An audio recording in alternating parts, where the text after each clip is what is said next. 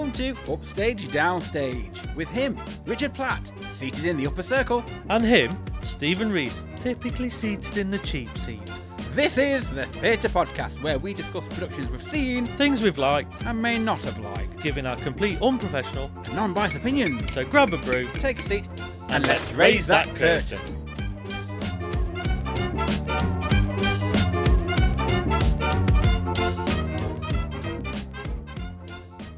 On today's episode, we'll be discussing Now That's What I Call a Musical. We saw this production at Sheffield Lyceum on the 12th of September 2024. Now That's What I Call a Musical celebrates 40 years of iconic and chart-topping compilation albums. This brand new musical comedy, written by Pippa Evans, has an unbeatable 80s soundtrack and show-stopping direction and choreography by Strictly Come Dancing's Craig Revel-Horwood. This fun-filled evening is bursting with some of the greatest hits from the 80s. Gold, Girls Just Want to Have Fun, Tainted Love, Hey Mickey, Sisters Are Doing It For Themselves, and many more. So Stephen, what's it all about? It's Birmingham 1989. Gemma and April, two school friends, are busy with very important business, planning their lives based on #1 magazine quizzes and dreaming of snogging Rick Astley. Fast forward to Birmingham 2009, and they're confronted with their worst nightmare, the school reunion. As friends reunite, drama unfolds and old flames reappear. So dust off your spandex, crimp your hair, and get ready to press play on the rest of your life. But first, our post-show opinion. Now, that's what I call a music fail. Now that's what I call a musical mess. So with all that said, let's Set the scene.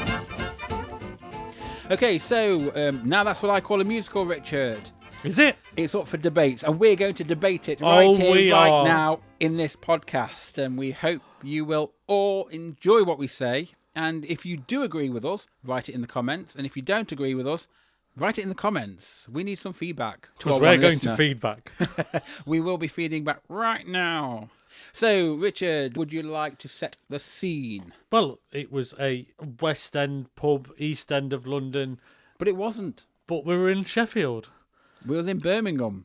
Oh, yeah. But it looked like the East End of London. No, think East End as the Queen Vic.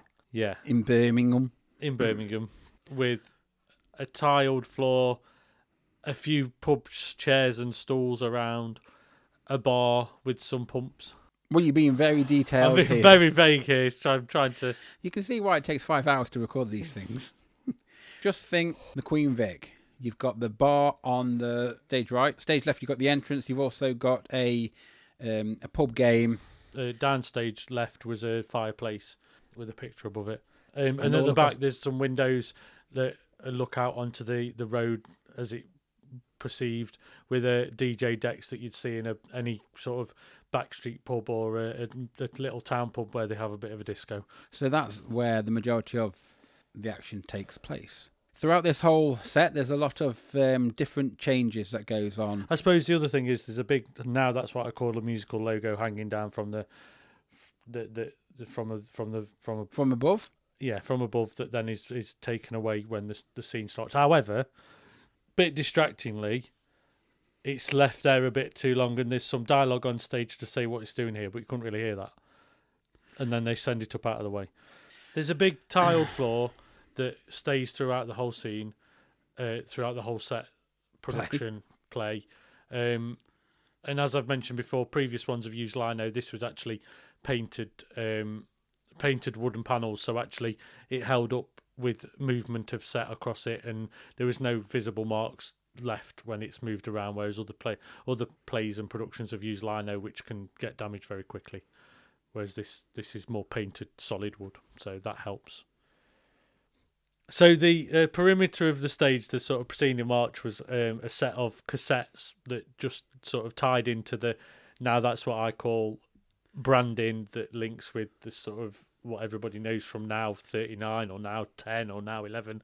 It just links to, I think we're on now 150 million now at the moment. There's that many of them. Possibly, yes. It all links into the franchise. But whether that ties into the production, I think we're going to discuss it in a little while. But I thought that just shows you that they were trying to link it to that iconography of how it looks and the draw into the production, the selling point. And from a marketing perspective, it all looks good. The Yeah, set looks it good. does. The logo looks good. Down to the programs and, as you say, all the cassette tapes. It all links in, so it all looks exciting. It looks like there's money been spent. Well, it gives you a bit of intrigue to what's going to happen on stage, because it doesn't give really much away apart from linking to the sort of the series and stuff like that. So. Okay, so we don't just stay in the pub. Throughout the play, we move along to different locations, and the second location is the kitchen. Sorry, Which I shouldn't laugh. No. I've already started. there's several locations that is most notable. The Blockbuster video parlour and the kitchen, as well as the bedroom and some school. And a high-end apartment and A what? high-end apartment, High-end apartment. as in the apartment in the second half. And Oh, yes. And a school place. But it's mostly the pub and the kitchen. The kitchen gets used a lot. Now, just to describe this. good luck. Here we go. Okay, so the bar is made up of like an L-shaped unit. So when it's not being the bar, it gets pushed out of the hole in the archway for the pub and just turns around to become the kitchen cabinets. And not only that, but the work surfaces lift up, and inside there you get on one side you got a white tile background, and then on the other you've got a similar effect but with the mugs hanging up, and it's over a sink. So you've got the sink on one side under the bar, and you've got the cooker and just normal units on the other side. Now, that's what it's supposed to be. I was going to say, you say hanging up. Hanging up. That's what it's supposed to be. But the first issue of this production is they won't stay up. We talk about the play that goes wrong where things are meant to go wrong. This is a play where everything, well, not everything, but things have been going wrong. And they do. Clearly gone wrong because of either design or concept. Yeah, so that whole scene, which was possibly the second scene, that was most notable because it was the one that set the family up and had the majority of the dialogue, where it came off a couple of big musical pieces to have proper dialogue and conversation. Yeah. And this is a bit that just took your viewing pleasure, your focus away, because the lid just kept coming down and crashing down. They couldn't keep it up. The mum and dad kept trying to keep it up, and it just at one point they just propped it up with sort of what looked like a knife, and then left it. I thought it was like a wooden spoon or something. And something Stephen missed as well was the technician came on with the headset on round his neck, where he'd clearly come out in a costume to try and help make it any better, and he ended up just walking off because there's not a lot more he could do. No, the reason why I missed that is because they had about 3 of the cast members. It was chaos.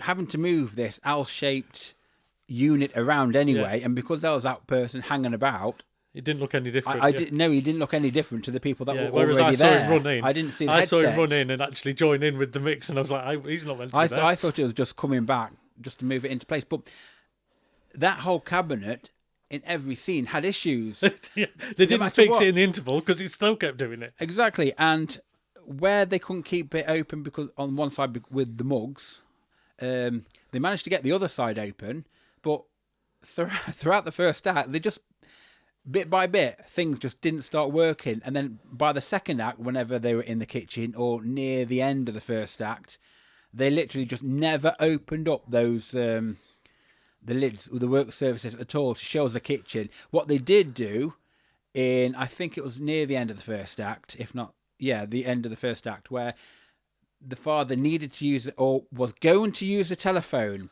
because I noticed that the mother pulled it forward, and you only do that if you know it's going to be used, and then lo and behold, the phone rang. But I will sort of question, because we'll talk about props and costumes later, but this is something that's in the set. The phone wouldn't necessarily be on the kitchen counter with all everything else near the cooker. It would be in another room or mounted on a wall in a hallway, not necessarily right next to the cooker and right next to the sink, and it was just plonked there because we needed it for a plot point. But it was a bit like, let's just fill every work surface with an item. Exactly. You could have just had like a living room drawing board or something. Or a plinth at the side of stage wherever it was not on a skirting board or drawing board. Well, no, you could have had one of those own phone chairs. Yeah, we used to have phone chairs where they were for the phone that was in the hallway. I've got one myself, yeah. But the idea is to have family around the kitchen table, to utilise that pub table to turn it into a kitchen table. So that's where they went with that.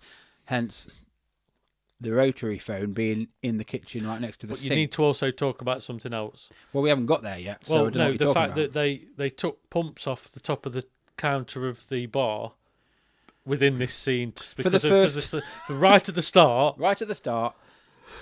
The pub was clearly a pub because you got pub pumps for beer on that counter. They never returned. They were just attached to the wood. Yeah, they'd never returned. After all this debacle with the kitchen, they'd almost sacked them off because every other pub scene then it didn't look like a pub scene. Yeah, they never had them for any pub scene until the very end of Act 2 when someone must have discovered, oh, what are these doing here? Oh, yeah, they belong in the pub. I'll put them in the pub. It was like, it's a pub finally again. But it was pub all the way through it. It was a load of nonsense. But the situation with that L-shaped kitchen set is, not only did the counters never open up properly, and the fact that they gave up, but every scene change, they moved it around. So each musical number, or it felt like every musical number, they had to divert your eyes to a couple of, 3 sets of couples dancing to one side on stage left, whilst 3 other people were handballing this set into the little gap slot that was allocated just to put it away.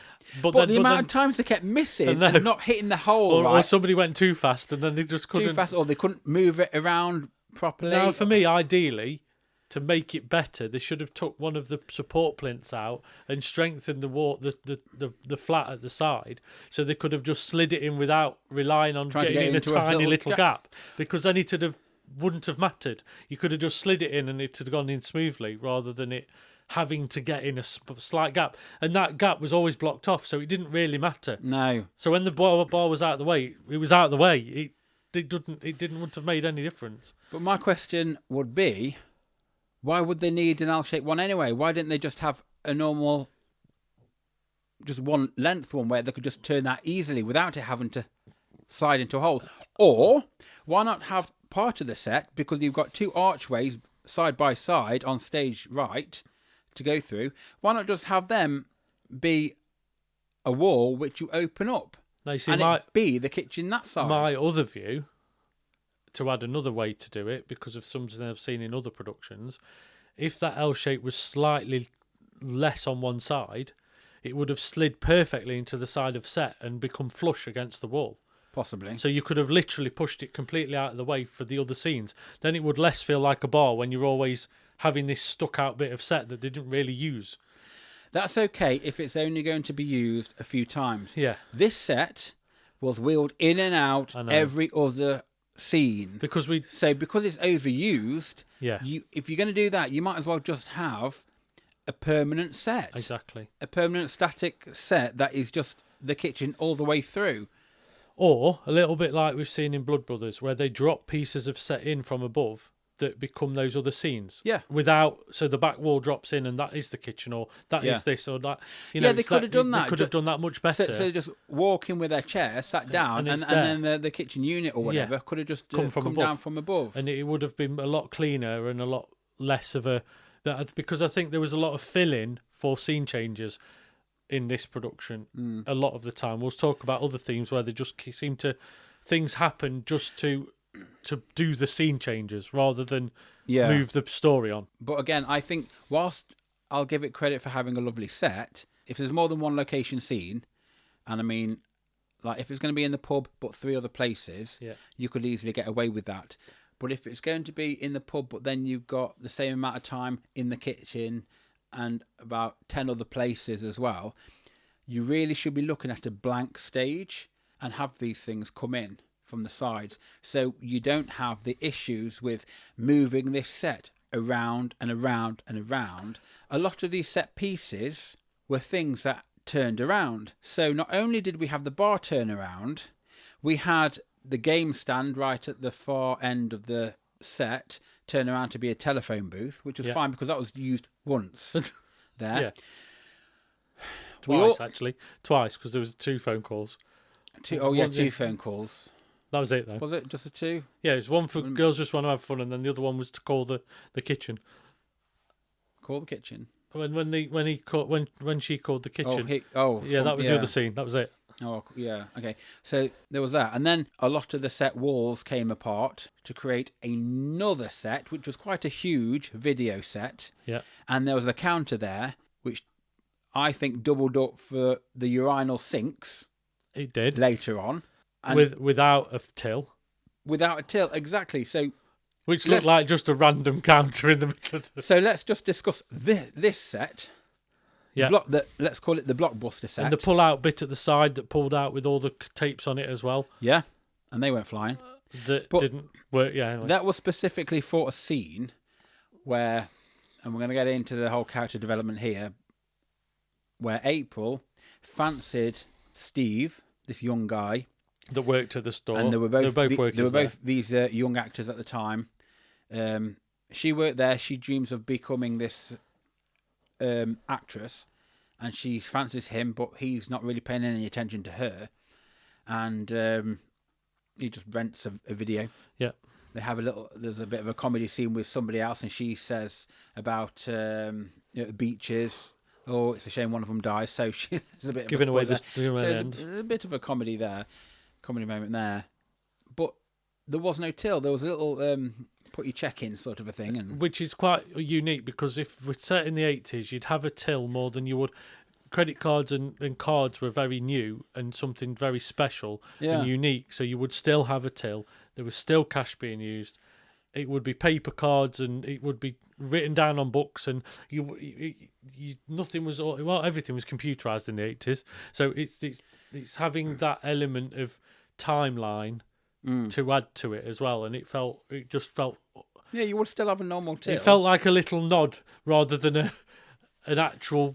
Gives you a feeling. I mean, the thing is, well, they probably couldn't afford the till because they had to pay for Sanita. Yeah, well, of course. I mean, the thing is, though, it's like you've done. This scenes you can do where you build a fake board to go on top of a unit, so you could build that whole till scene to just drop on top of that unit and then take it off when its set comes off, to then put the basins on top, to then put something else on top. So that unit gets used to 3-4 things, but that till scene looks the same every time because you just drop in a new top board over the top of over it, and it just. I think they missed the trick because it just looked like a bare counter. And design-wise for set, I think they forgot everybody but the stalls, because from above you can see a lot of those floors. You can see a lot of those things missing. Whereas if you're in the stalls, you won't see that because you're looking up at the stage rather than from above. So you have to think of everybody that's watching a production. It's not just one big audience that are watching at a flat level. I think we would have noticed. I think other people would have noticed not being a till. But I honestly believe that they probably couldn't afford the till because Sanita cost a little bit more. Well, yeah. But what would have been more substantial for the storytelling in this show? I think a proper till than Sanita. Well, yeah, especially when one of them needs plugging in anyway. But especially when you go to the same set in the modern day, and all they did was replace the swipe machine with a little chip and pin machine. Yeah. But still no till. No till. So it was like how are you operating this chip and pin machine with there's nothing there. But the thing is that it's even smaller, so less seeable than anything else on stage. He keeps the shop to become like retro, but doesn't have a retro till. Well, none of the videos changed either, so it's literally stuck in time. Dear me. So I'm going to ask you one thing. Just the one. What the hell were we watching when it became the comedy of chairs and tables? Oh my goodness, I was going to mention this. Okay, so not only if we cut back to the kitchen scene, right, the amount of effort it took for them to pop on to do about a couple of seconds dialogue, just to then each of them take all their chairs. And there was 4 chairs each time that table came out in the kitchen scene. And not only that, every time there was a pub scene, they were like picking them up all the stools and putting them over their heads in this slow mode. It's like they were dramatic flying in thing. the sky. It's like we were doing the snowman all over again on stage, you know. And that's slightly old hat, isn't it? Yeah, but doing not just that. What really wound me up is some of the scenes. The tables and chairs didn't go off both of these sides of the stage, so it's quick to get them back on. Oh no, we've got to bring them on from one side from stage right all the way to stage left to put them where they need to be. Rather than just slide straight in and be on, they had to walk around stage and waste time doing a scene change that should have just been done. It should have just happened. There was a lot of clutter. There's a lot of filling. Chaos. Yeah. A typical example of this, which we've already said, was just when they were trying to turn that kitchen cabinet around, and they just had, within all this 80s music, tap dance or some kind of tango. Or it was a tango. It was a tango. And it ended up with two of them tangoing, pushing the kitchen back. And he was ridiculous. like, "Oh, talk about break the style, you know. Let's just What are we going for well, here? this is while other cast members are removing the chairs and tables from the kitchen, and then doing this. They're not putting the chairs on the table and carrying the table off with the chairs. They're doing everything individually, so one at a time. And it just became like it took longer than some of the scenes themselves to do the scene changes. Okay, so is there any other set pieces you want to specifically go to town on, or should we just... Yeah, I do. Yeah? I think the other one. I mean, we'll move on to actually what happened. But there's a scene in a sort of an upstate apartment, sort of a very high quality apartment. Oh, yeah. With a leather sofa with a little sort of shelf next to it, which had a phone on it. That looked very 80s. It did look very 80s, but yeah, it was modern day. But yet there was a different time zone as well. Yeah. It's like they kept it throughout. And where the side panel came in with all the videos, actually that was then revealed to be the shelves for the apartment. Think IKEA, Billy, or you know, those but kind of bookcases. IKEA on speed Kallax. because it was that higher stage and with loads of trinkets that actually I don't think this guy would have. This guy wouldn't have all them things. But not just that. Yet I didn't say again, it was just that. when we talk about fitting things on stage and making them smooth to exit, that kept trying to be scraped and pushed off stage because it probably was designed to look flush, but then there was no sort of there wasn't enough gaps or allowance for it to move on and off stage nicely because you could hear it being pushed to the last bit to really get it off stage, and it was like That was a heavy thing. it was, but it's you know, these are the things that make those scene changes smooth and not cumbersome. It was almost like there was one scene that we'll go into from a writing perspective, but the cast member was stood there still drinking in his house, in his bar, but the set was pulled out of the way and he's left. It's like it took that long to do. Was that the beginning of Act 2? Yeah, it's when they pull the set out of the way and they've got to take it away and it takes longer, so they're having to do it quick, like get it off, but then he's still stood there like he's in his room, and it just that was before the rain came. Lorraine. She wasn't even in it. Yeah, so this was in Tim's apartment, wasn't it? He comes in, he's all boastful about having all this money. And then he leans on the bar. And then he puts his jacket on the bar. Which wasn't meant to be in that scene. This is why I think you've got mixed messages going on, not only with the time period, but also with the set. If you've got all these different locations, you shouldn't really then fix it with one primary location, because that's going to be in the way of everything. You see, it would have been better to have black walls that pulled out and opened out. If we think of one of our first podcasts, Cluedo, the first one, very first one, that had all those extra rooms. You had the kitchen, the billiard room, the lounge, the library, and they all came out a bit like how they did in this show with the Blockbuster shop. The main set moved, so they opened like doors, but they each had their own rooms and showed glimpses of it. Now, they could have either done that with this or just had a bare stage production, and like we said before, just have hints of rooms coming in, but not like Cluedo 2, which had a bare stage and had bits come in, because that just looked ropey and nasty. But let me put this in your mix. What would it look like if you had big cassette fronts that opened up to become different sets? That would have been iconic. Because it would make more sense when you've got the outside proscenium arches cassettes. If it all looked like cassettes when you're when you walk in, Yeah. and then each one opens, or two of them open, becoming a big wall piece that opened, or each one became a different thing. It would it would fit more within the theme and become more of a. Yeah. And I think that's where they've probably missed out on some of this as well. I think they've just set themselves up for issues by sticking with this permanent set. I know I'm going to say before we move on, the pub scene had a DJ deck at the back Oh with my lights, goodness. and it's got DJ decks on there. They didn't look like there was any cables connecting anything, which. But to be fair, they don't need cables. No, they if don't, they're because underneath. they're on Wi-Fi. But in the 80s, we weren't. But Yeah, but they could have just been round the back, and there could have been plug socket behind. But how can a DJ play any music if there was no vinyls on the actual desk? And that's the point, exactly. I mean, vinyls are everywhere now. You can even get them from the charity shop for like 50p. So even if you just put a coloured disc over the actual writing of the artist, just to make them look like, that they fit. We've got decks with no vinyl on it at all.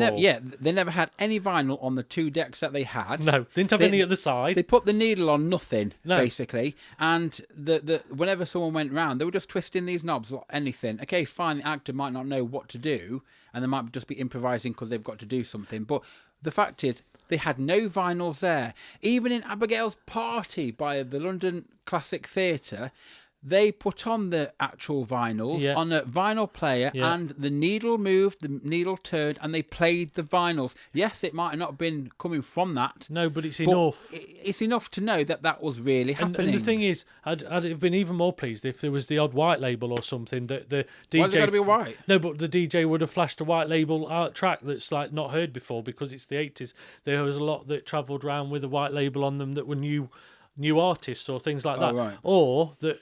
Travelling DJs would have carried what with them, Stephen, when they arrived to do their sets? They would have had a box of dark vinyls. They would have had or lots of vinyl singles. They would have had things that would have gave you that retrospective look, and it didn't. And it's like, why have it if you're not going to do it fully? But the problem is, for me, it's not even something that's expensive to do. It's the thing that adds value to it without it actually costing a lot. All you have to do is go to a charity shop with 50p, and you can come back with Shirley Bassey. But nobody's going to read it. It just looks like we've got. You just have a vinyl on the thing. And that's you don't all. have to have You the need covers. to put the needle on it. Put the needle on it, as Danny Minogue would say. Exactly. Right. Okay. That's it. I've said my piece. So I think we've covered pretty much the set. There's a few bits I've left out simply because we need to be talking about the writing and the character arcs. Well, it'll come and through the directions. So yeah, we'll pick up on those. Now let's talk about the writing. So Can I just mention something before we start? I'd like to retract something we said at the start of the intro. It says music spanning 40 years. Yeah. And it's clearly a production about the 80s. It might have existed 40 years ago, or it might still be being played for over 40 years, but it's definitely not a musical based on 40 years of worth songs. of music. Just want to put that out there before we start talking about this. Now, okay, so now that's what I call a music. Has a book by Pippa Evans, and it's inspired by the Video Help Service, which was a screenplay by Ian W. Brown, Lottie Mulan and Natalie Marler. Now, I don't particularly know what the Video Help Service is, but I do know that within this musical, the songs would have been written by the artists that sung or created the original songs themselves anyways.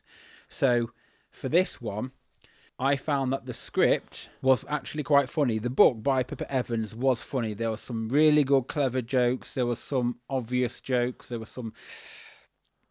I don't want to say dud jokes, but there were definitely dad jokes in there as well for certain characters. You can get away with that kind of things because there was those kind of characters that would say that. Yeah. It felt very...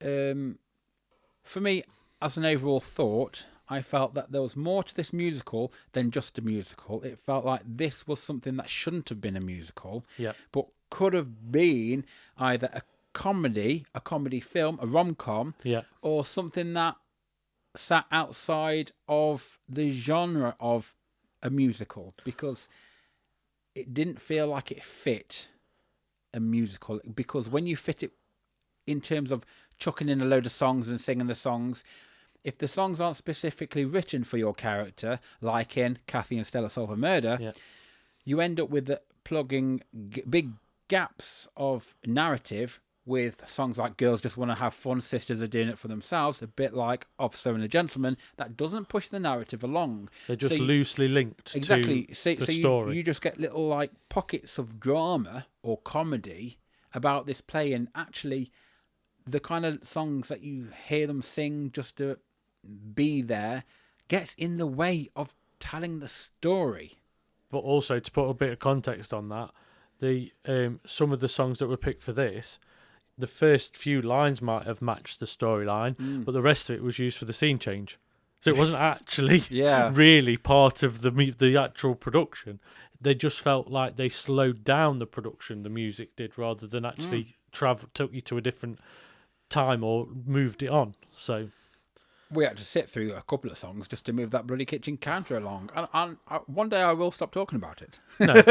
Yeah, tonight. It's tormented me ever since.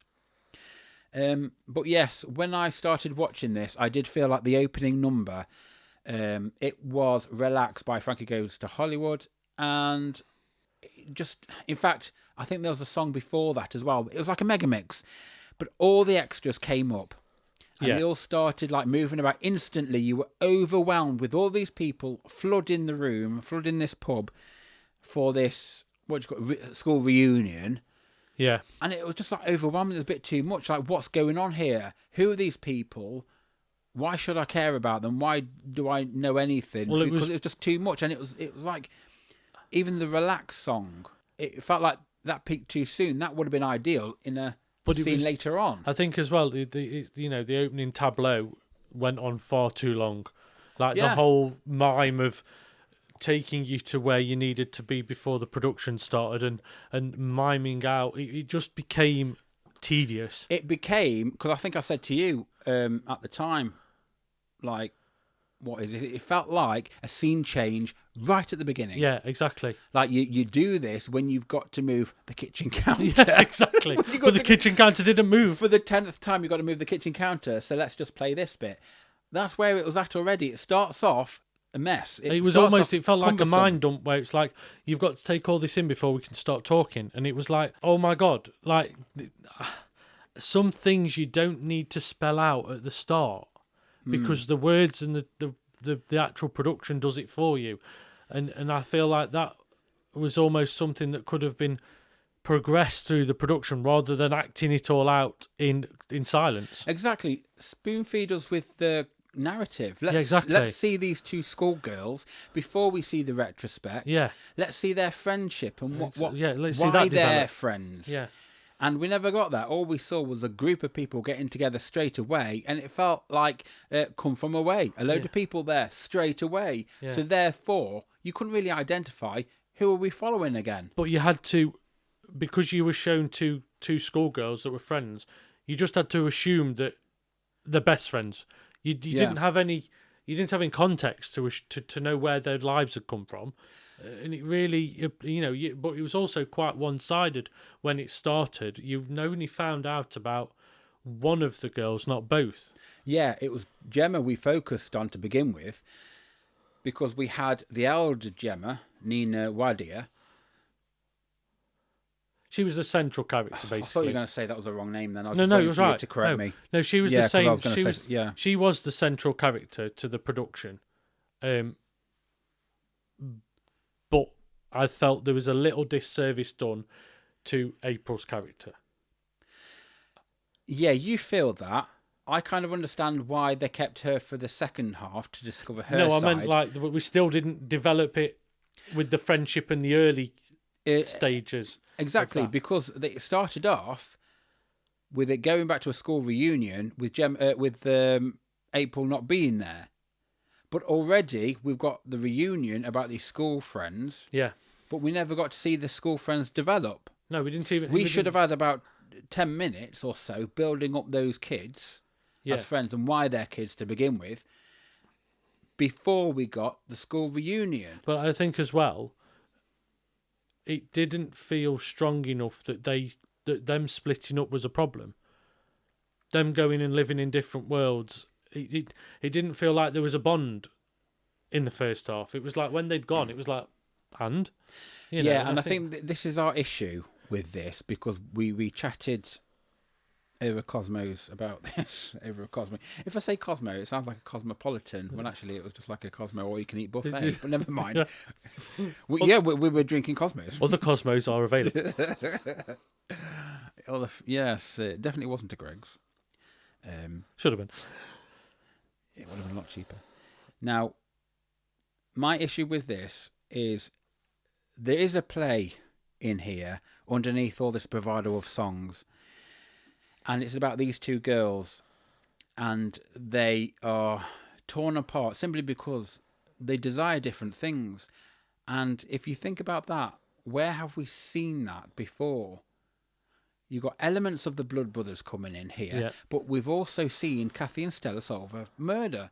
Now, with that particular production, if you listen back to us talk about that one, we actually knew why they were friends. They met at school in a retrospect in Act 2, and that was cleverly done because they both loved crime, solving crimes, the nuances of how people committed crimes and how to solve a murder. That's what brought them together. Now, they could have done something similar here by their love of music. Instead, we got one of them working at this Blockbuster. Why wasn't it a record shop? Why wasn't both of them? Why didn't we see them? Both, one of them probably works part-time at a record store, selling music. She loves music. They both like the same kind of music. Their love of music. Yeah. It's in brand with now. That's what I call a musical. I mean, hello. Why not do that? Why do we have to have that whole scene about April fancying this Steve, who wasn't interested in her, and she's telling customers all about the beaches? It'd have been better if they were both fancying the same person, because at least they've got common ground. I think, like you say with Blood Brothers, it's similar in context, because those two perceived friends, even though they are brothers in deep down, they're from different walks of life when they grew up. Exactly. One's rich, one's poor. Wicked. One's good, one's bad. You know, there's a perception, they've each got something in each other that they want but they to also like. they also, as much as they repel each other, they attract each other. And I think this is where this sort of falls flat because you haven't got that reference to go. That's why it means so much to each of them to want to see each other, or that's what draws them back together. Yeah, there's no stakes involved. There's no reasons for anybody to care as much. No. The only issue starts is when April's gone off for her acting career. Yeah. And Gemma phones up, finally saying that she's going to get married, and will she come back? And then she can't. April can't. And that was it. And that's the conflict of that. But they soon get over that in Act 2. But yes, they have a bit of issue beforehand, but the whole build-up, we know that April wants to go and do acting, so why waste time in the video store with, really liking this guy Steve, for that not to be a storyline apart from just mirrored in the second act, where he's really put on weight, he's still got the same retro video store, and nothing's changed there. And then she goes after Gemma's husband, as well as finding it, and then settling for Frank, the brother. But for me, there's another part of it where I'm sure there's a lot more parts to it. You could have capitalised on that not turning up for the wedding. It could have been a history repeating itself thing where, even though they're best friends, April always lets her down.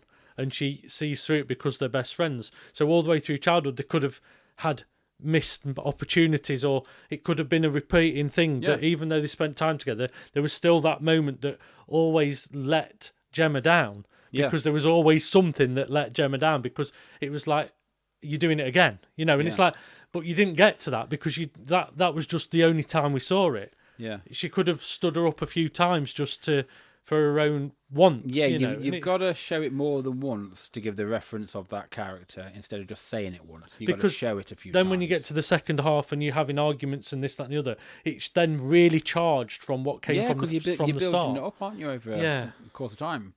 Again, which if we cut to the ending of it, where she does tell everybody, "Oh, shock! I'm actually pregnant with Daisy," and actually it's Frank's for when he did pop over that one time. Where was that? Where are those other little nuggets other than Where a was the stolen timeline kiss? to see that? You know, Yeah, because all we knew that April had pushed him away. yeah. We didn't know that there was any more. But there was only liaisons. that one little thing there. Yeah. There could have been a few times Yeah, it when could we have just saw been, the majority even of if it was just caught out or just it didn't happen, but it could have. I think there's a lot of missed opportunities in building up the characters' connections here. Yeah. They wasted far too much time. Well, I won't say far too much time, but they wasted 2 scenes at least with Steve and the record and the Blockbuster VHS shop. Those two, those 2 scenes, axum for me.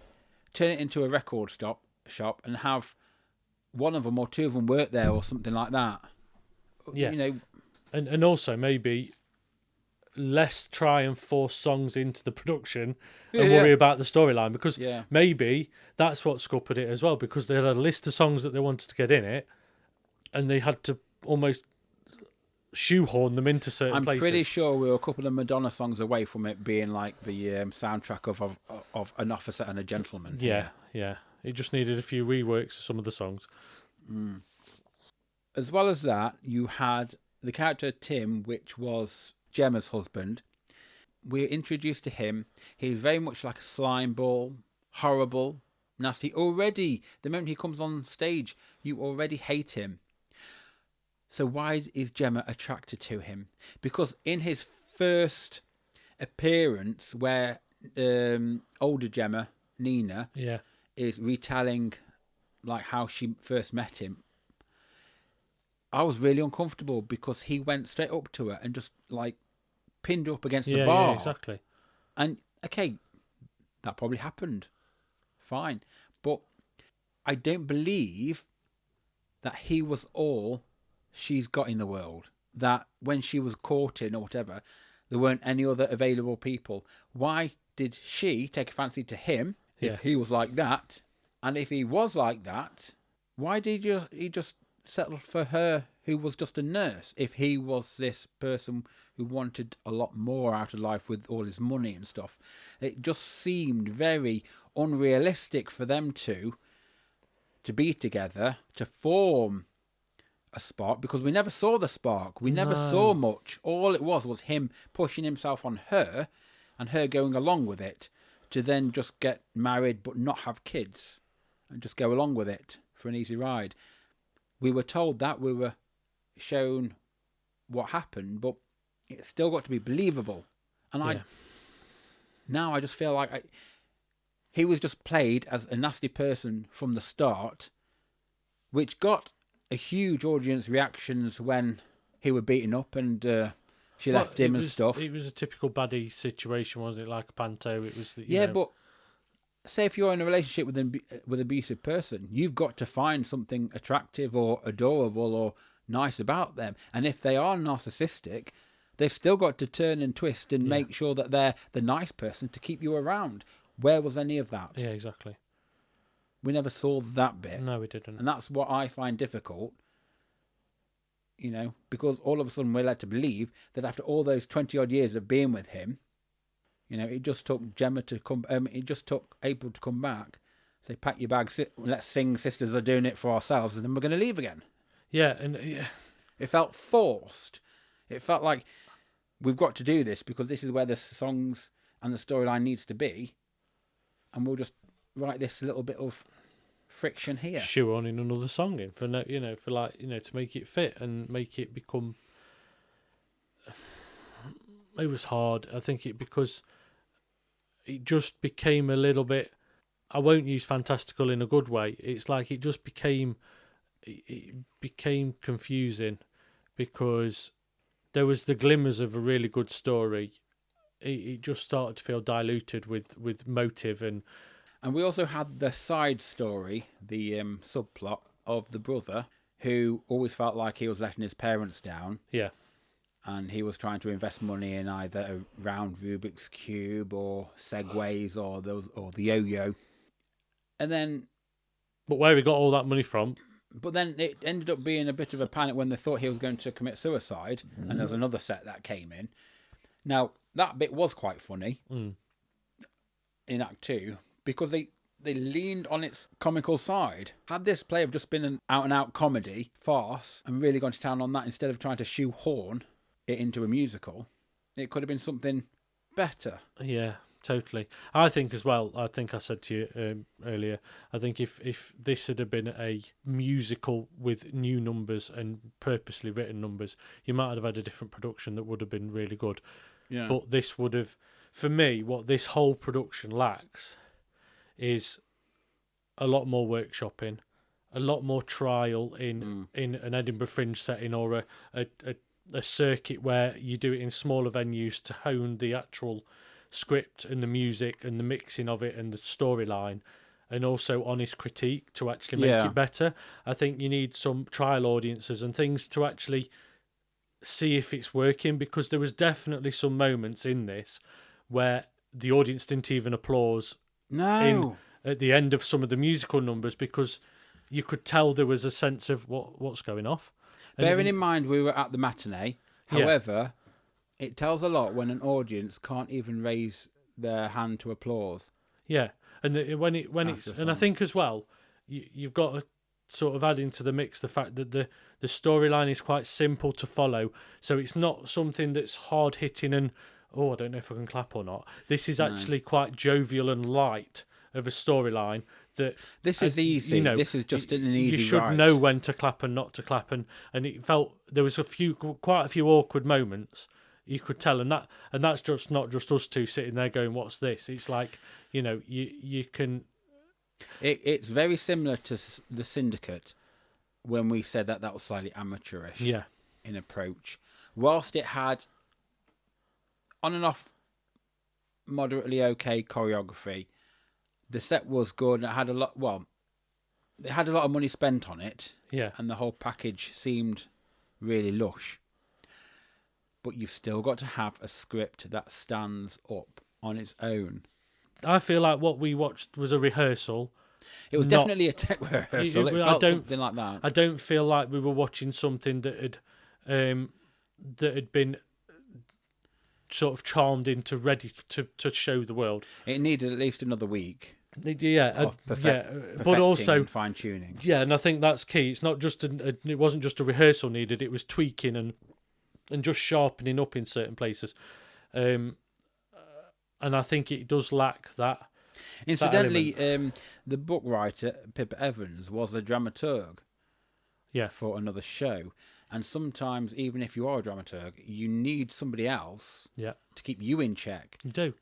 Because I've always found that you're too precious about your own things. And sometimes you need to be aware of not just the script you're writing, but the overall theme.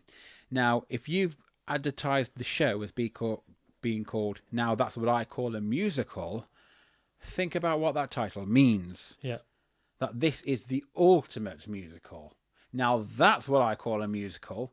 Not this other stuff on the West End, which is 10 out of 10. That's a musical. But what do we get? Something something that, something for me, I think as well, for me, it doesn't understand its identity. Because, well, it's not living up to the name. That's what I'm getting at. Yeah, it doesn't live up to that. It doesn't. What you're saying? What I'm saying is the production needs a name that is relevant to what's happening, and it isn't. You can't just shove Sunita or Carol Decker or Sonia in there. Or Nina Wadia as well. Like Goodness Gracious Me fame and stuff. Just to put them in there, just to put a name on it. It still doesn't tell you what it means or what it's about. It just means there's a famous person in it. It's the same as selling tickets for a panto or for some. What we found. I mean, I know from seeing a lot of productions. I'm always very hesitant when a special personal big names in a production. I mean, we've only got to look at when we Bradley saw. Walsh. Bradley Walsh, but not just that. I mean, like I didn't say it was just that. No, what I'm saying. You're an example. It's like when we saw Best Marigold Hotel. Right. That had got a swathe of names in it. Rula Lenska, yeah. But loads of different people that have acted for years, and it doesn't mean you're going to watch something that's going to be amazing. he's Incidentally, I did ask one of the audience members who was sat next to us what they thought about it, and this is quite telling as to the people that the reaction. go. Yeah, They really enjoyed it, but they wondered, why did we only get a few minutes of Sunita? I think they were a bit let down by that. for me, there were some moments where they didn't embellish it with pepper pot moments of like Potts is in Sunita's. Daleks. As in, but Yeah, it does need exterminating. it does need exterminating. But I think, if you're going to use, because let's face it, It's a gimmick at the end of the day. Yeah, but let's face it, Sunita was the fairy godmother of this production. She appeared to solve a problem or give advice or give Cinderella her dress. It was that sort of moment, but there was no lead up to that or build up. It was just, we've got a bedspread that's got Sunita's face on it. Oh, I wonder why that is. Oh, wait, she's in it. So at some point she's going to make an appearance. But if she'd have appeared throughout, it was very shoehorned in that character needed some kind of advice to begin with. But as a 40-year-old woman, that advice is very short, because she came in like RuPaul giving advice. But it felt rubbish because it was did. like, for me, you need to build that up by having her appear in other ways, almost like a conscience appearing. Let me just introduce you to Here You Come Again, when they're talking about Dolly Parton, and she appears in that guy's dream. That's how he used his love of Dolly to come back to help him get through his emotional It's like, trauma. what would Dolly do? It's that whole, and that's basically what we saw in this, once. but with 5 minutes. And once. But right at the end, because we've got to sit through all the other stuff just for her to appear, and I don't feel she added enough. She added nothing to this show, No, apart from just putting her face out there so she can do her number, which was in the 80s, to bring people in to get bums on seats, because that's what they've done with Carol Decker, with China in Your Hand, and that's what they're going to do with Sonia, with whatever But I song also she's got. feel like, has somebody seen Here You Come Again? And then thought, oh, we want a bit of that, so we'll write that bit in there, and let's get Sunita to do it because it will sell tickets. Let's get Sonia in it to sell the ones in another area. And what they should have done is have that character. It could have been Carol, it could have been Sunita, it could have been Sonia, or the other one. Yeah. They could have just had that blank person there. I don't mean just like literally blank. Just insert celebrity there, who could also be an understudy if needed. Yeah. But be that person that was a character that wasn't necessarily them. No. But also, it wasn't just Gemma that was happy to see the Sunita picture. So was April when they gave the duvet to each other. Yeah. What was wrong with her appearing in the picture above the bed? Yeah. In the first half at some point, offering some advice or just appearing for April at something, or even if it was like, for me, why wasn't Sunita the barmaid, or, why wasn't she doing the decks? But not just DJ? that. If Sunita was that woman that did the call with the clipboard in America to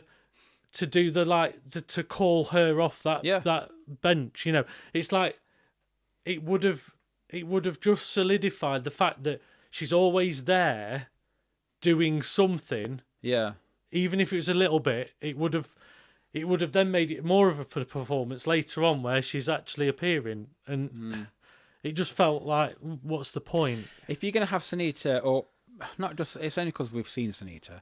If you're going to have someone like that, just cast them in it and make them a part of it as them. But if it's just a bit part, and they don't progress the story and they've got no reason to be there, then it's just a guest appearance, but you're slowing the story. It's a bit slowing the musical down. You're just shoehorning something in for the sake of it. It doesn't need that. Even if you weave them in like in a panto with Tinkerbell coming out to wish to cast a spell in between something, or like the Good Witch, popping in and then popping out. They'd Syndicate. Yeah. Gain of Fey. Yeah, exactly. Yeah. Wasted opportunity there in that one as well. Yeah, exactly. But I think for me, if it was like, throughout a panto, you have almost like the fairy popping in and out throughout the production that could have just driven the story along with a bit of narration and then gone into the piece to do her piece. And it just could have, it could have worked that way, and I think they missed the trick with it because it's wasted just having that last 5 minutes because it is really close to the end. I completely forgot she was in it, and then by the third way through the second act, I thought, hang on a minute, when are we getting Sunita? Yeah. Is she actually... And then I had to look at the cast thinking, I know we're at the matinee, but is there an understudy for her? What would she have played? You know what I mean? I thought, maybe she's not in the matinee. Well, I know, and I think what would happen... And then the moment I said to you that, she appeared, didn't she? Yeah, They did that scene. But what would have happened if Sunita isn't available one night? She's walking a dog, so who do they get? Or she's sick. Yeah. How would you suddenly, like, tonight's performance is some random person, you know. Yeah. From the 80s. Yeah. Or they could have had somebody that's ethereal. That's within what I'm it. saying. They I didn't know. need that at all. Listen to me. I did listen to you. Anyway, there's another little bit I want to talk about in terms of the character development here. The issue I had with April's character, she wanted to become an actress, so she went over to America to become an actress. Right, fine. I've already said about her arsing about with the character called Steve, which, get rid of that, not needed at all, because you only need one of them to have the issue. If she's got the passion for acting, you don't need to bog down the scenes or the story by this extra little B plot for her character. Didn't need it. No, I agree. Didn't add anything to it. There was nothing wrong with her coming back from America to become an actress in the UK. So putting that out there. But not only that, where was her parents? So this comes back to what I was saying about, what we were discussing about family and the connection and why they were friends to begin with. She could have had a family or been taken in by Gemma's family for them to have a reason to be there. Yep. If it wasn't the record store that they were there from, as well as the school, there could have been something else keeping them together, and it could have just been that they took her in. Yeah, exactly. You know, because you don't need another subplot watering the storyline down with that Steve character, especially if you've got the parents having their little subplot, which didn't really add anything to it. But the main bit was the brother. He took up a lot of time just for it to pay off, but there wasn't enough of April and Frank for them to get together. We didn't see enough missed opportunities or chances. We saw the missed opportunities because they weren't there. No, but we didn't see any chances that could but didn't never were.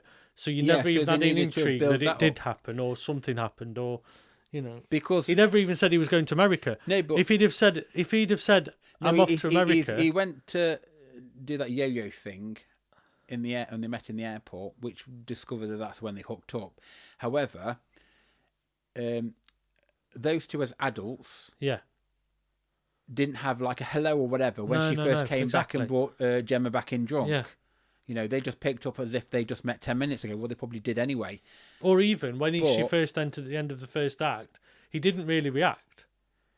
Well, that's what I'm saying, yeah, because they'd previously met up. However, if April had been living with them when she was a young April, you know, then there could have been a lot more spice going on in that kitchen. Yeah, exactly. And a little less moving around with that kitchen set. Yeah. Even if you'd have... Yeah, but even for me, even if there was a moment where she was in the kitchen drunk and tried it on with him and he rejected her, like a reverse sort of moment, they're playing with each other, like it's still not going to happen, then it actually does, and then she ends up pregnant. It's the intrigue of she's too drunk to be taken advantage of, so he pushes her away because he's not actually drunk. He's just gone downstairs for a drink or something, and she's in the kitchen drunk, and there could have been moments that could have just created, because she's left her guard down then, so she might show that she's actually but I think if you go down the lane of taking advantage of someone when they're drunk, then that comes up with another different play. No, I mean, he didn't. He just pushed her away to say, you've got to go to bed now. Like, you know, I'm not... What I just mean, it's like she's then shown her guard down that there could be something. It's just she'd never shown it until that point, you know.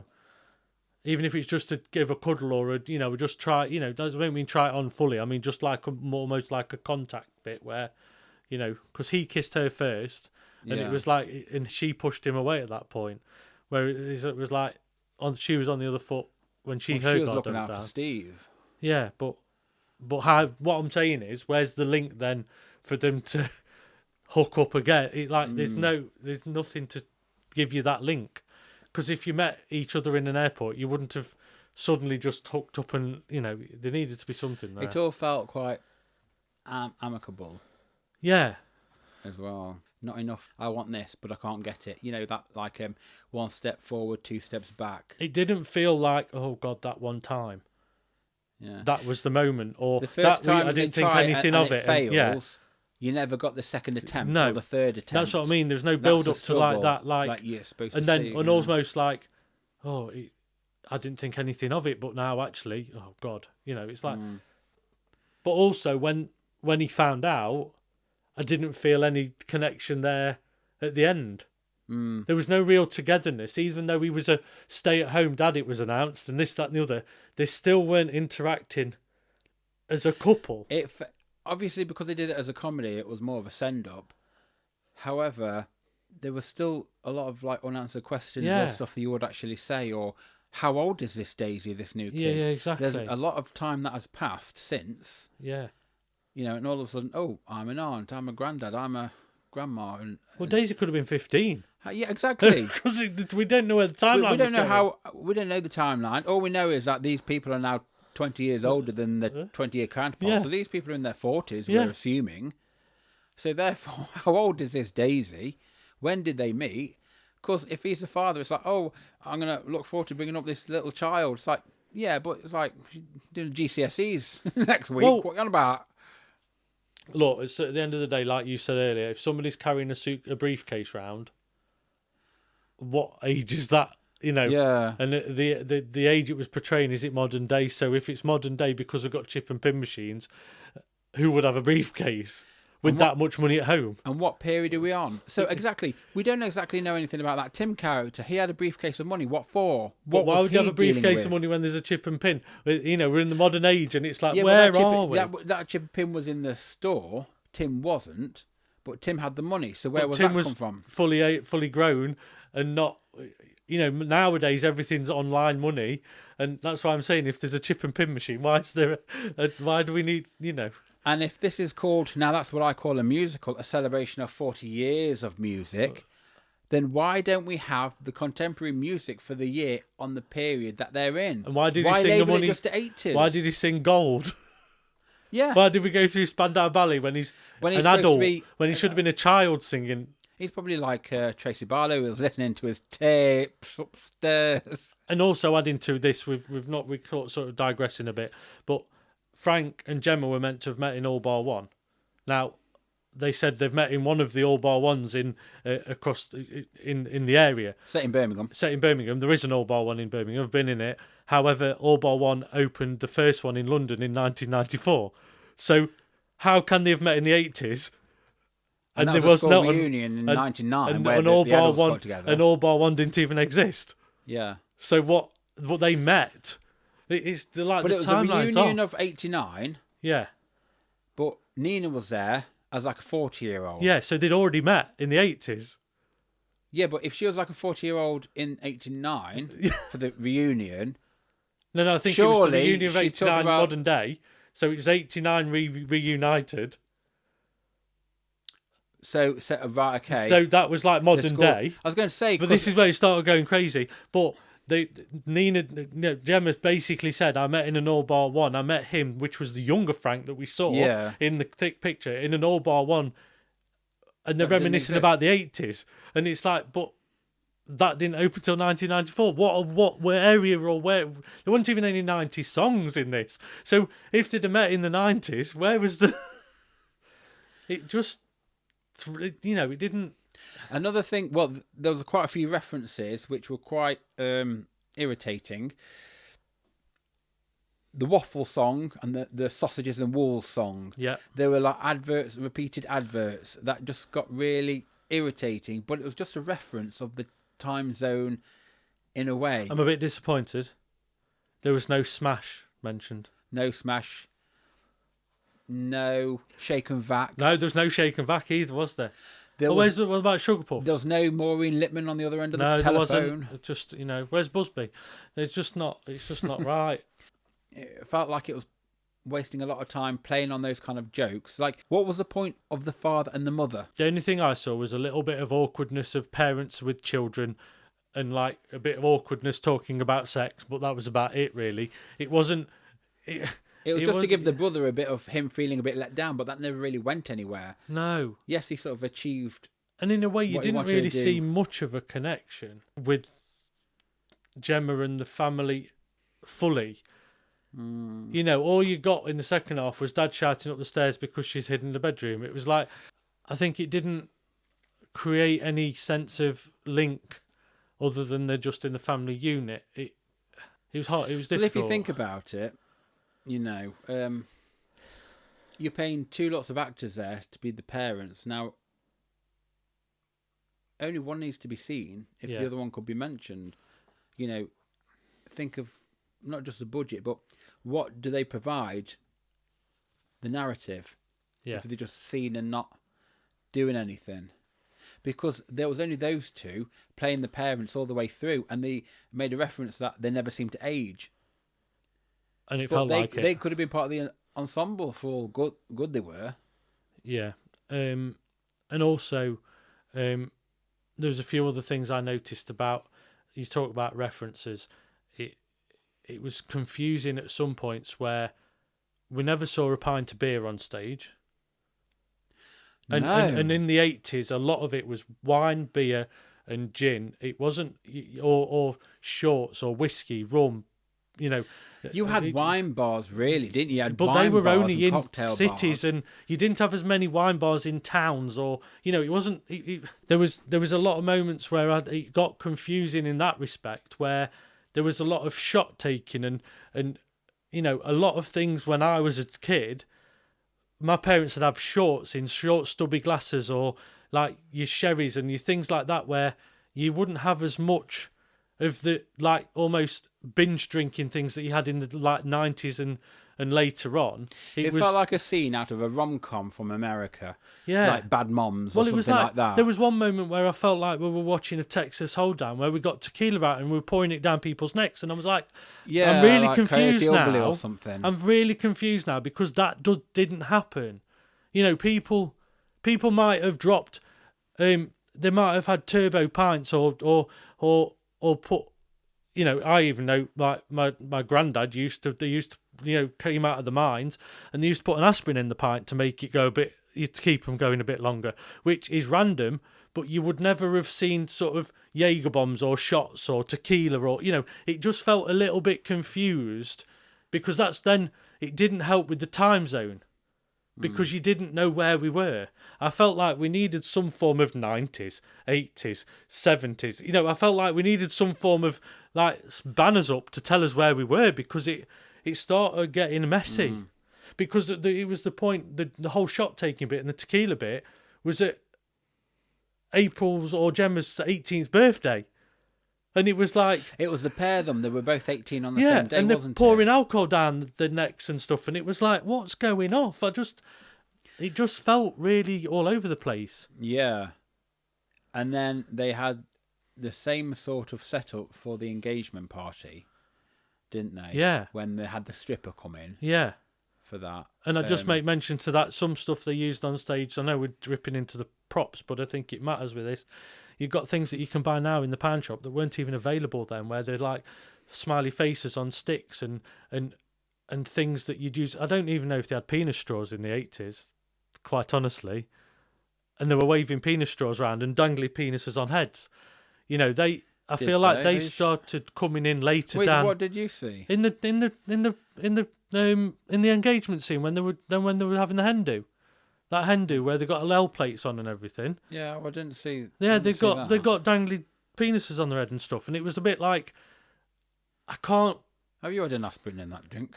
Yeah, Did you see but I something think it was just those moments where it was like, I'm starting to get confused as to when this marriage is, because the marriage itself looked quite 80s in the design. It was like quite cream suits, white. Madonna style wedding dress. Yeah, I can't really comment on that because I never saw any. I didn't particularly see any penises on head. They might have had headbands, but I didn't notice what There was it dangling was. penises on. But when you talk about the smiley faces on sticks, I thought that was a lolly that person was sucking or eating. Do you know what I mean? I thought it was food. It wasn't. Because they brought it on a on plate, one plate, on a black plate, put it on the was table. this with the vol au vent? Sorry, I've not talked about the vol au vent. They put it on the table, and then this other woman, she came in, she grabbed it, and she took it from the table all the way over to the bar to clear it again. They made the same distance to the chairs and tables. I mean, that was a movement. What for? And we know what for, because obviously if you're moving it from something, you know something's going to happen on that table, which it was. The stripper came in and put Narnia on that table, so obviously it had to be clear. So I put it on the table in the first place. And where are the drinks? I give up with that because there wasn't even any bottles of champagne or Lambrini or, there was nothing that like gave you any. I didn't even see the men in the background have pants. But also the stripper was dancing to something that wasn't it didn't seem 80s music wise.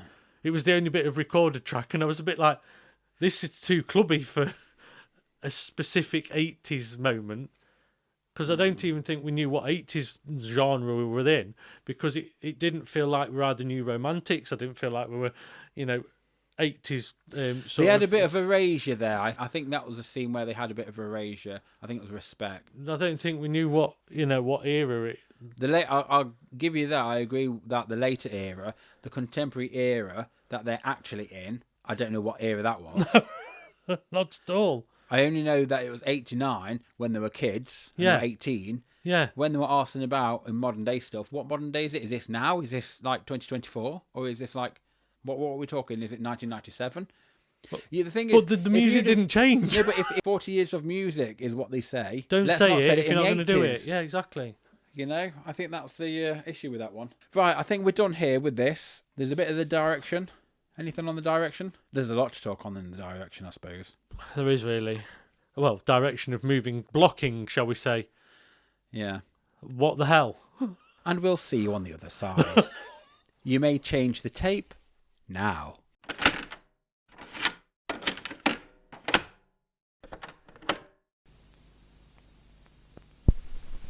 Right, we're back in the recording studio. We are. We've had a tea break. Or we're having one now. The kettle has certainly been on the boil. Now, let's just talk about the direction here. So, who's to blame? I don't have words. I have words. All I can say is a lot of the choreography was cliched and felt like it was, let's point at feet when they talk about feet. Let's hold the phone when we talk about the phone. Let's. They did a bit of that when they were dancing at the very end for the karaoke. Point and walk. We're going to walk over here, so let's point. And now which way? Point over there. We walk this way.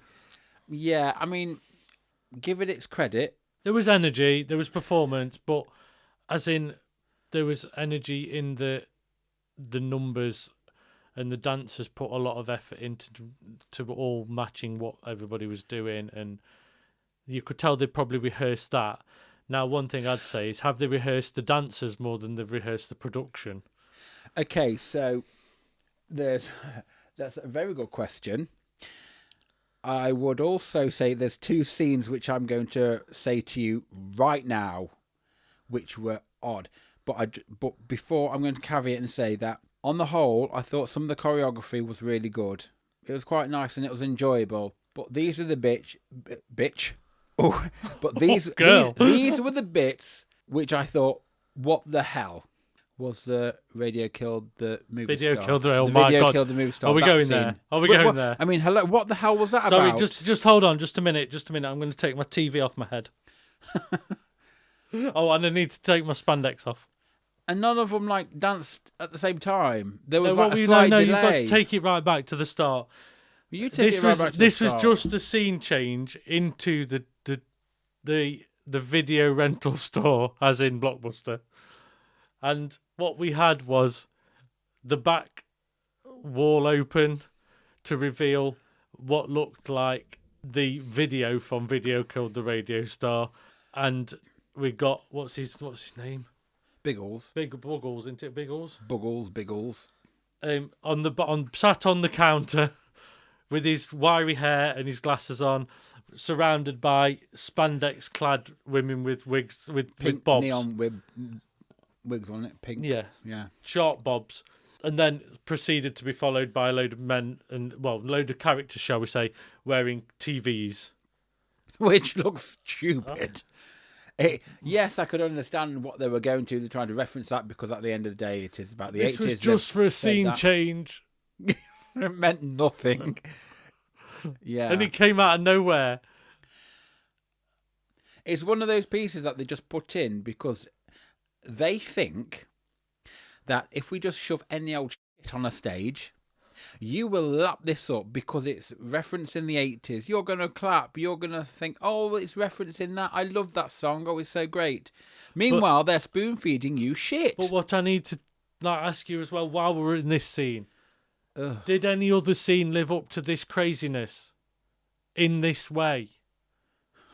As in, do you know the level of craziness? No, this was very left field, this was really out of it. Stylistically, this was just like, what the hell? But if they'd have had more moments like this, would it have tied it up better? It would have tied it up, yes. Because this was such a contrast that then we were back into normality and nothing lived up to this level of left field, what the hell? When they did the Walking on Sunshine, Katrina and the Waves, and they went...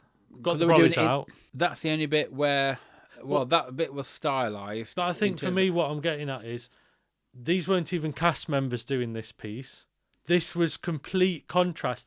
There was no leading characters in this piece, and that's why it was such a contrast.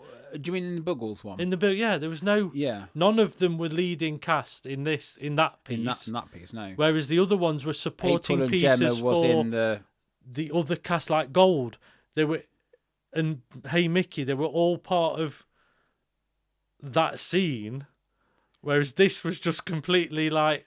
This was very extra. But it wasn't even, for me, it was almost like there wasn't even any TV interference noise or something to make you feel like you'd put a video in a machine and it had all gone a bit crazy on stage. It felt just like came out of nowhere. It just felt like it was there, along with the Walking on Sunshine one with the umbrellas, just to reference that they're back in the UK, or they're still in the UK. I think they're just trying a bit too hard with those particular songs. Yeah, really. It's like they wanted to do it, but they didn't necessarily know where it fit. However, with the Katrina and the Waves song, Walking in Sunshine, they sang a bit, and then all of a sudden they just stopped. But that was intentional. They stopped intentionally and then carried on. But it just come across as though someone forgot their line or someone forgot a movement, someone forgot something. It's like, what was that for? What was your point? Why did you do that? Yeah. Other than just like what? And the Mickey one. Are you going to take the Mickey out to Mickey? Which I completely forgot about. Oh well. Hey Mickey, you're so fine. You're so fine. Mickey. You blow my mind. Hey Mickey. Yeah, they built that up within the pub scene with Tim, who supposedly is then Mickey, who's trying to seduce April, bearing in mind that Tim is actually Gemma's husband. All the extras around the bar are whispering, "Hey Mickey, that's Mickey," and building it up that way. And it just sounded and looked so crass because you knew exactly where they were going. You knew what song was going to come next, but it just felt so stupid. And this was like another reason that I say what I said earlier about there was a lot of supportive dance numbers behind the cast, and it was almost like watching an episode of Strictly where you'd got the professionals dancing, doing a dance to a song to perform it as part of, with the singers at the front singing it, and they're just dancing something to act it out or put, dance to it. And it didn't add anything. It was such a distraction. And another scene. Now, I can't particularly remember what song was being sung at this time. But there was that... who was it? It was Gemma in the ladies with just a random person there, and they were at this reunion. And you could see the basins were there, the sink basins. And even Tim was there, but I think it was a young Tim. It was the young Tim. It was a young Tim because he got his leg up on the thing. But whilst they were singing at the front of the stage, this woman, this random, well, she wasn't like a random person who was at the audience. She was part of the ensemble. Although she herself was quite funny in the play, because she played her part really hilariously, that she was the woman who was their school friend, and she hadn't really achieved much in her life, and she was like the drunk crying in the bathroom. Her part was great, but all she had to do was just push the two sink basins forward and then back, forward and back. And it's like, what was that? What was the point in that? Why did she have to move it all the way forward just for him to cock his leg up on the side, just to then move it back again? Talk about like forced movements. I'm sorry, people. At this point, I don't have words because I'm running out of them. Because Stephen summed it up perfectly. What the hell? It's quite interesting that I've just looked in the programme and I can't see any list of songs used. Well, because it might be that they've edited things since we've seen it. Who knows at this point? Is there anything else you would like to discuss on direction? Because you've not really said much. I think for me, something I've talked about in other episodes, and Stephen has as well. There were certain elements where I think they should have been directed to each other rather than the audience. I think we were spoken to a lot when actually we shouldn't have been there. You know, there was a few moments where the wall was broken, the fourth wall was broken, and it was like... You're talking about the bed scene, aren't you? Yeah, it's the bed scene. Young Frank, Gemma April and April. Gemma, yeah. Where they're all sat singing, and they start singing, looking at the audience, but there was no main focus. So it wasn't like they were looking out the bedroom window. 1 minute they're looking one way, then they're looking another, then they're looking at the audience, then they look... And I just... It didn't feel genuine. It didn't feel like progressive in that bit that they were wanting to like dream into their future, or I just felt like there was a few other bits like that, a bit like the gold scene where he was talking supposedly to his money, but he only started talking to his money halfway through the scene. Yeah, he was speaking to the audience, and it was really awkward. Strange. Like, what the hell? And then, I thought, is there somebody else in the room? No, that we're not what is seeing? happening? It's like, what was that? if he'd have put a mirror on stage, it'd have made sense because he was talking to himself. But but it didn't. It just didn't give that because it just looked really odd. And also talk about the Sunita bedspread. Oh, God, the Sunita bedspread. In the first half, let's get it out. Anybody doesn't see that. One of the things I'd really ask a director or somebody that tells cast how to show things, if you've got a picture or a picture frame, we don't need to see it like an exhibit in a crime scene or not just a crime scene. No, shall I say at an auction? When at an auction they show it round and hold it and Lot show 23, the audience. Lot 20, Sunita's bedspread. And all that happened in the scene when Gemma was given this bedspread by April was, I've got to keep showing it the audience to show that it's Sunita, and we've got to keep turning it round so it always points that way to the audience. And it's like, we know what it is. And stop showing it as... And surprise. Surprise. In the second act, it wasn't even in the duvet. No, so what shows the duvet wasn't even in it. So it was... what was hilarious is, yet again, like I've said before, there's more than just the stalls below with an audience. So when Gemma got the Sunita bedspread out that she'd been given, she put the one that was packed in plastic into the drawer. Oh, lo and behold, there was one that wasn't in plastic in that drawer. And we could see it because anybody above the stalls could see straight into the drawer. If we'd have done it the other side of the bed, you wouldn't have even seen it. Here's what I made earlier. It was just, but then... I mean, imagine if she got the Sunita one and then... got the Sonia one instead. Got the Sonia one or the Carol Decker one out instead. It's exactly. Like, oh, God. But also... What really wound me up a little bit is the fact there was no extra blankets or extra pillowcases in that drawer. It was empty. So it was apart from the one Sunita bedspread. So it detracted from the effect. It's like you know, if you open drawers, a kid's bedroom's not just got empty drawers; they're full of socks, or they're full of this, or you know, or teddies, or just something that they want. They've got keepsakes in there, or magazines, or you know, just something to reference the 80s. Even if you'd have had a load of smash hits, or you know, well, I know that's 90s, but it's the element of The records, they could have had records. yeah, but- just anything that would reference that. But then the bedspread came out. It was laid out on the bed before the end of the first half. The bed went away. In the second half, the bed came back with that bedspread on. But Stephen, had the quilt been added to this bedspread? Had it been? No, yeah, exactly. It was I've just already said that. lying It's on not. top. Yeah. And it was like, but that's lazy. You've got chance to have a third Sanita bedspread that you can just chuck over the bed, ready. Does anybody want a third one? Well, you know, I mean, they need to have options. But if the level They of... didn't need. Well, they didn't even need to have a second one. Just put the duvet inside. Yeah, well, exactly. Inside it. It's only in the second act. You know what I mean? It's not going to hurt anybody But apart from us. that's then when it gets obvious, because the original bedspread that was on the bed was still there. Yeah. It's not even like it was They've swapped. left it. They came back after 20 odd years or whatever, and it's still It's as they've still left it on that day. just left as a thin sheet on top. So immediately everybody moved out when they got it. Yeah, Mum just shut the door. Yeah, And that's it. And she gone to Iceland, didn't Yeah. she?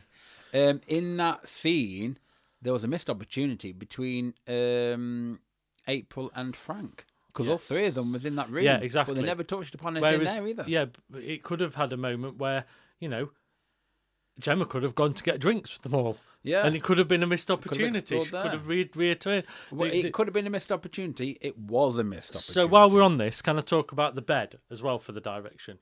Yes, we didn't pick up this on the set design, but I think we need to. Because it came out the chimney? it came out of the chimney. However, the angle of the chimney and the bed was off, because what they did above the bed, we could just about see where we were sat. They had a revolving picture above the chimney Yeah. that changed to be a picture of Sunita when they were in the bedroom, when they got the bedspread on. Yeah. But then it became an NHS board when they were Yeah, in in the hospital. hospital bed. But half of the audience wouldn't see it because the stage design was that flat. It was straight on, wasn't it? It was straight onto the... It was the opposite side. It was basically going from stage left to stage right, pointing directly straight across, and you wouldn't have seen that subtlety of that enhancement of the stage if they'd have just angled it at 45 degrees. Everybody would have seen it. It just didn't have. It didn't add any. It was. It just didn't have. It just didn't. Well, it just didn't. What are you I- getting at? I think you just it- said I didn't for like 5 times. I think for me, they added the effects of using the pub lights as part of the bedroom light scene, and then brought the screen out for the hospital. But then they didn't actually. You couldn't see where it was because you couldn't see that the subtle changes of the screen behind as well. And Incidentally, the NHS, the ward in the second act. what you mean, modern day England, and we've got a carry on doctor screen Exactly. from the 50s. A room partition thing, a bed partition. What and what era are we in now? I don't know. I dread to think now. And also you mentioned about the lighting effect within that scene. In the hospital scene in Act 2, April was taken to hospital after she had a bit of a meltdown. Things weren't going her way, or something were going wrong, and it turned a bit like dark and scary and a bit weird. But it moved in a way where I thought, finally, we're cutting to the drama. We're cutting to some kind of the grittiness of the play. I'd rather just follow this than bother with the music. You know what we were missing? Video Killed the Radio Star, which is coming back for that entire scene, because that's all it was missing was some like art house 80s performance. No. We should have had Kraftwerk appear or something like that. You know? No, yeah, because in each actually cut to the video shop, right? Each scene had the same song. You spin me right round, baby, right round. Only in the Like first, the set, baby, right. in the first act, Steve was pushing that counter up against her. Yeah. But then in the second act, she did it against him. I mean, that's very like GCSE basic direction. Surely. There was a little bit of that. That I did feel like this was an end of year production. And we've said it about a few things in the past where it's almost like directing book 101. You know, it's like, I get sometimes you have to mirror things, but it's that obvious. And if it's more obvious if it's it doesn't deliver anything on any narrative front. If it's done subtly, but characters have changed and there's been a big story arc within these characters, and you've seen more of a change, then you can get away with it a lot easier. Yeah. But when it's just clunked in on top of it, it's more. I think it's also more noticeable on, dare I say, a basic script. And I don't mean this to sound horrible, but because it being a musical, there's nowhere else for it to go because you've got a certain amount of time to deliver a narrative, a basic script of a storyline, to get these songs out and to get the show on the road, because it's about making money. Exactly. It's a business at the end of the day. Anything else you want to say about the direction? I think I've said my piece. Moving on to our next segment, as we say, we're here for the drama. Here for the drama. Let's talk about the acting. Acting, props and costumes. There's a fair amount of costumes. There's a fair amount of acting. The props, we noticed there wasn't much. I think we talked a bit about the props, like as in or lack of sometimes. We talked about the phone in the kitchen. Yeah, we didn't talk about the phone on the bed, which for me, yeah. Obviously the American phone on the bed that was used for April when she was in America was a BT phone. You know, British Telecom, I don't think was a big thing in America, and it wasn't corded and connected to anything. So, you know, in America, it's quite well known and quite well documented on a lot of sitcoms where they have a phone fitted on a wall with a huge long cable, like you only have to see Roseanne in the kitchen. So the phone in you the could kitchen. have made quite a bit of fun out of that by attaching it to above the bed and having her walking around with this cord, because it would have been very American. And we'd had a BT phone. It was just like, what's happening here? And I think as well, you know, a lot of the props are fine. I do wish they had the ability to turn off the arcade machine during certain scenes, because it was flashing away in blackouts and stuff like that. And also, I think for me... Actually, I'll just slip in here. There's a lack of props, actually. Yeah, there was. No pint glasses for pints. No real, like, bottles of beer for the extras. I think Nina had one. There was one bottle of wine. One bottle of wine. A few wine, yeah. But again, no vinyls on the vinyl player. So it was sort of like light on props. But there was another thing where there was overuse of props in my eyes in one way. Well, where when I say overuse, I mean overuse of the same props. Because in Tim's flat, there was times when Gemma went over to the bar shelves to get some items to put in the case. A suitcase. And it was like, but that's the bar, not the... You know, when she walked all the way over to the corner to the bar shelves to get some items off there. And what did I was she like, get? We're in the flat. She got a Dettol spray, basically. Yeah, something but off like that. Off the bar counter. And I was a bit like, that's got nothing to do with this scene. Yeah, whereas April went to the IKEA shelves. Bookshelves to get like bits and bobs, which, to be fair, I don't think you would pack that kind of nonsense anyway if you were like leaving. But I couldn't understand why you crossed over into another set. Yeah.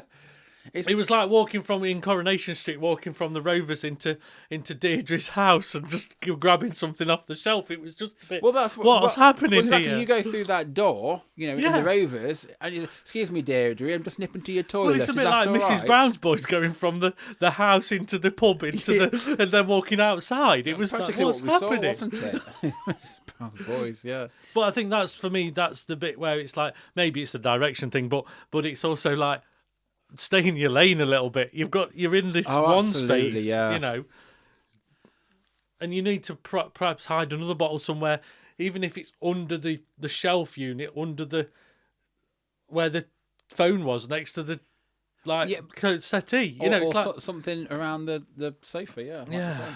It was forcefully trying to get some movement in that scene. Yeah. That's what it was. To get Gemma on the other side. Yeah, exactly. Incidentally, this is about the direction now. I felt it was a little bit awkward when Tim had April on the couch and Gemma came in. Everyone stopped, but it was like, this was so awkward. Nothing was a surprise. It was like they didn't even think to move quicker or anything. It was like, I don't know if that's down to the acting or how it was directed, because Gemma just came round into the flat, like talking as if nothing had happened, and she gave it a beat, but the others didn't really react. They sort of like froze. Yeah. But there was no instant acknowledgement of what was going on. And for me, I didn't feel like there was a shock that it was April. Yeah. The reaction wasn't right for me. It was like, this is your best friend that's underneath somebody, and it didn't feel there was like no shock to think. It was like, I'm not shocked about you, but I am you. It's like, yeah, you've always been under men. Yeah, you know what I mean? Yeah. But we got no context for that, so what the hell? And this is the first time she's seen her in ages. In ages. In ages. Like, up to your tricks are your April. It's like, what tricks? Cause that seemed a bit really weird. It's a little thing about, like, for me with props and stuff like that, is set design does come down to it, but I feel like Stephen, with like having prop lists in productions and actual scripts, the props that are key need to have their right place in each scene. And the fact that you feel like, for example, the kitchen scene, it's just been wedged in and shoved in, like the phone was just shoved on the set because we've got to put it somewhere, but we haven't thought about where it's going to go. We've not designed something to put it in, or the communication hasn't happened that said, I need this to have this, this and this in it. What can you design? It's almost like, well, that's the kitchen units. It'll have to go there. And it's a bit like, it just feels like it's an afterthought. And it's like, it should be the forethought when it's used. Yeah, that telephone could have just been on a sideboard. Yeah. That whole pub thing, that bar, could have just turned around and unfolded to be a sideboard with a phone on there, picture frames in the front room, and all they had to do was wheel on another sofa instead of all those chairs and tables. It could have just been that. It didn't even need to be a kitchen. It could have been a dining room. No, that's what I'm saying about the sideboard. Yeah, exactly. Just wheeling the sofa and it would be like in the front room or something. It didn't need to be the kitchen at all. No, and I think it's a bit like the You need to talk about this one, but the video store and returning in the second half to the video store with the keys. Oh my goodness. That's a prop. So we go back to the video store, which has seemed to have been untouched for 20 odd years, possibly. I don't know the time difference because we're not told. She comes back and, I know. I think I know where the keys are. They're left where they always are. Instead of it just being one key above the door, it seems to be a great big jailer's key worth loads of keys on this keyring thing. Keys! I've got keys! Keys. All Look at these keys just hanging up. Outside the building. She manages to open the door, so she goes through and actually pushes the wall back a bit, so she creates a scene. So she pulls the wall back rather than opens it something. Yeah. Is that not what I just said? But anyway, they're in. And the alarm goes off. And of course she knows the alarm. Of course she does. Of course she knows the alarm. Because 20 years later, the alarm's no different. And the alarm's the same code. It's just boobies spelled backwards. So she says. Which was kind of funny, but it was still a bit out of place. Like, what? Yeah, what? After all those years, you haven't upgraded your security system. Are you telling me that shop, yes, it's retro, but it's only retro now because you're looking back. During the time, you would have gone out of business. You wouldn't have been a video shop, you would have been a DVD shop, a Blu-ray shop, and then you probably would have been a charity shop or you would have sold it on to something else. Or you can only be that same shop, realistically, to earn a profit, let's face it, by becoming like an independent retro store specifically. Yeah. But you'd have had a different design or a different lock or a different... But for me, even in a retro store, even now, VHSs aren't selling. So you'd have a bargain bin on stage with VHSs and everything else would have changed in a way. Well, the thing is... And you'd have more vinyls or more DVDs. VHSs and cassettes are doing... They're on the comeback. Cassettes more than VHSs. No, VHSs are now the new thing, but they're niche. They're literally... under-counter stuff. I think it's VHSs are going out for 40 quid as a niche on these new Dario... I think it's Dario Argento, I can't remember. Some kind of movies are coming up on like Xavi and HMV. But what year are they in? This is the now. And I'm also going to ask, because we talk about timelines and the love interest of April and the lad that's the same age as April in the 80s, and they're the same. They're both quite young and good looking. Now, this is where timeline matters, because when this guy appears in the video shop, he's clearly not in his 20s. We're looking at somebody in their 40s. So we start, this is where you start going, where are we? What time? I can't work out. So it's definitely. He looks like Jack Black, doesn't he? Yeah, he does. But Jack Black now rather than Jack Black, back in the day. Back in the day. And it's like. Oh, and he had that whole scene with his. There's no need for that. No. I mean, fair play to him for doing it. Yeah, but you're doing it for laughs. Yeah. But then you're being laughed at. That's not nice. But I think for me, from a timeline perspective, that's when it started making us question, how old are these people? I don't know. They're all 40, aren't they? And that's when you go, like you were saying about Daisy, how old is she? April's daughter. What if they met? Was it in their 20s? Was it when they were? Because if she was 18 when she had the birthday and then she went away, at what point did she get pregnant? It was like 22 years have passed, and she's pregnant by that one guy she met at some an point. airport, trying to sell yo-yos. But that connection is still, after all those auditions she's gone through, all that comedy she's been in. Well, that failed comedy that. They could have even played Prince 1999, and you'd have at least known that's when they got pregnant. Sometimes I think, do we go too far? Do we expect too much out of these whimsical musicals? Just because other people we talk to in the audiences, they really like it. Like the group of women really loved Officer and a Gentleman, and I thought it was a load of cack. Are we expecting too much? No, we're not, because or do we? I mean, over my history of watching productions, and I've seen a lot. I know you've seen quite a few as well. Few. This is like 85. Yeah, I know this is episode 85. But what I'm saying is, but through all the great musicals and all the great things, there's a clear, strong story and timeline. Yeah. And you know where you are in it. Some of them don't travel that far in time, but even ones that do, you still know who's who and where they are and what situation they're in. And this just doesn't. I think what I'm getting at is, are the audiences too easily pleased to be grateful to be getting things which the quality is just I think, these? You know what I mean? It's and I think surely I think there's more to it as well. When you clearly advertise who's directing something because they're in Strictly, or they're a judge on Strictly, because Sunita's appearing. Sunita's in it, or Sonia's appearing in it.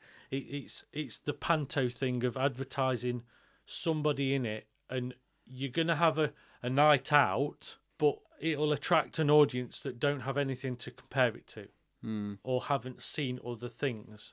It sells it like it's going to be something related to a series of compilation tapes that we're all used to and everybody's played and everybody's had them in the house. The whole family have listened to them. So it's got to relate to something to do with that. So it's going to be good enough to fit that bill. But also a bit like we saw Wicked Lady, and we might return to that one. But the fact that there was a lot of things where they built intrigue and you thought it's going to be the scariest night you've ever been to. They set you up to believe it, but they're also gone. And the British audience are very good at not complaining. So they walk away happy like we've seen something. They might not see it again, but we've been out for a night out. I think that's my issue with production companies like this. They'll churn stuff out. They'll make a big show and dance. But they're hoodwinking the audience by spoon-feeding them crap just to take their money. An awful lot of seats were sold at like £85 and stuff like that. Yeah. The high end, just based on the ethos that this is like going to be a really good musical because Sunita's in it. And this will have sold across the country already. Exactly, but when you look closer, you're getting a substandard show. Yeah. If you look at 42 Balloons, if you look at Kathy and Stella's Silver Murder, these new shows that are coming out that are written by sometimes one person, new talent, But they've had to put the legwork in, and they've had to work on things for a long time to get they any all make form sense. of... Yeah, exactly. They've got a structure there. And, I've invested a lot of my time in wanting to be a playwright or whatever, and you always get rejected or told that it's not this, it's not that, you've either overwritten or it's not suitable for this, and so on and so forth. And I'm looking at plays like this, and I'm thinking, how the heck did this get the green light? It's because the production company are taking a calculated risk on the fact that they can sell it based on the people that are in it and the branding of it, not necessarily the content, because it'll be a show. And that's what's annoying me. Yeah. Because you should strive for quality. If I feel you like want the it's not money even been coming pitched in, to anybody. Officer and a Gentleman, everyone paid a lot of money to go and see that. Exactly. Just for nostalgia baits, Because it links to a film that's well known by everybody, Member berries. Yeah. Let's get your money off you. Anyway, we've digressed because we're supposed to be talking about the acting now. Yes, we have. So let's cut to that. I'd like to give a shout out to Nina Wadia, simply because I thought she just had me all the time. It's but I quite talked to her thinking she's a natural. She's, I think, she's so funny. How she managed to get the attention of the audience just with her, focused on her, as she were getting from the chair, offset, being drunk just to go to her bedroom. She collapsed on the floor. Not many people can do drunk acting well, but she did it really well, actually. I also thought that the young April, Maya Hawkins, this was her, I suppose, first role after graduating last year. And I thought she did really, really well. Yeah, she did. I could see her being in like Heathers or something. She gave that role. She was in the character that I believed. And I think I would have liked to have spent more time with her in the early age, seeing her and her co-star, Nikita Joel, come together and form their early years together, simply because that's where the chemistry started.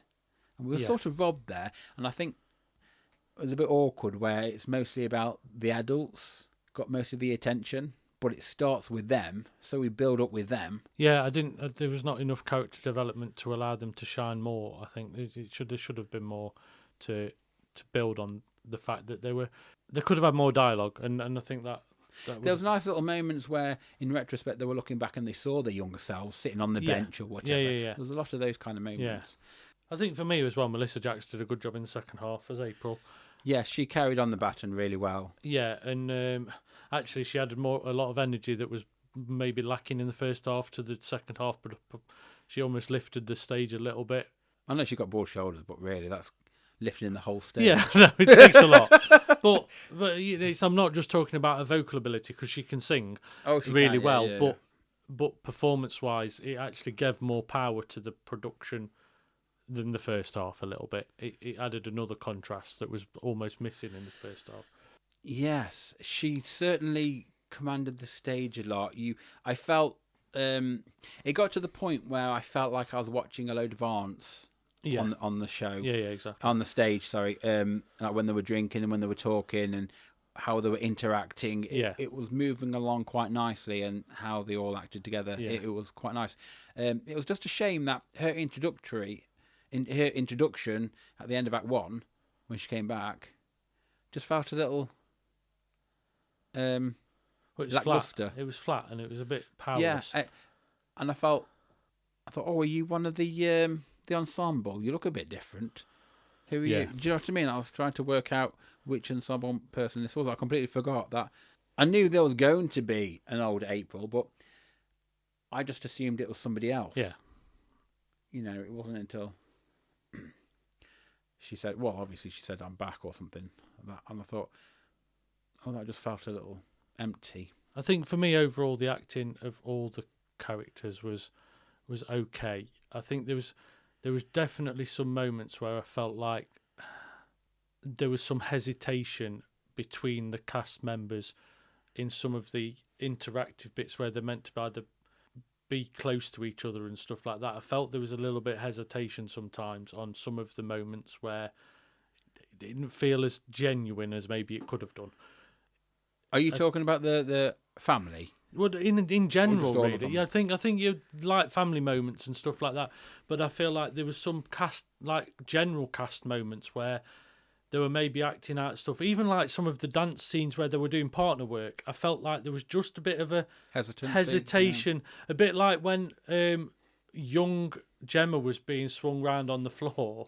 Oh my giddy aunt! I thought she was going to have a head because knocked off. I felt like there was no confidence in the performance that they were confidently holding each other, or it felt like something could go wrong. I was getting a throwback that's what I mean to by Bonnie it. Langford on Dancing on Ice. Yeah, exactly. With that one, I thought he's going to drop her, or she's going to smash her head. I just in felt that like there was a sideboard. nervousness, like an almost like disconnect that they'd not worked on, like the partner work of even some moments where somebody would tap somebody on the shoulder, and it just felt a little bit like it was a little bit less like a proper tap on the shoulder or a movement or a pat on the back or something. It just felt a little bit like pat on back now, rather than like just do it as a natural person would just do that movement. And I felt like there was a few bits of hesitancy that need to be tightened up, or casts have to gel together to make it look a genuine performance. And I felt like there was sort of some moments where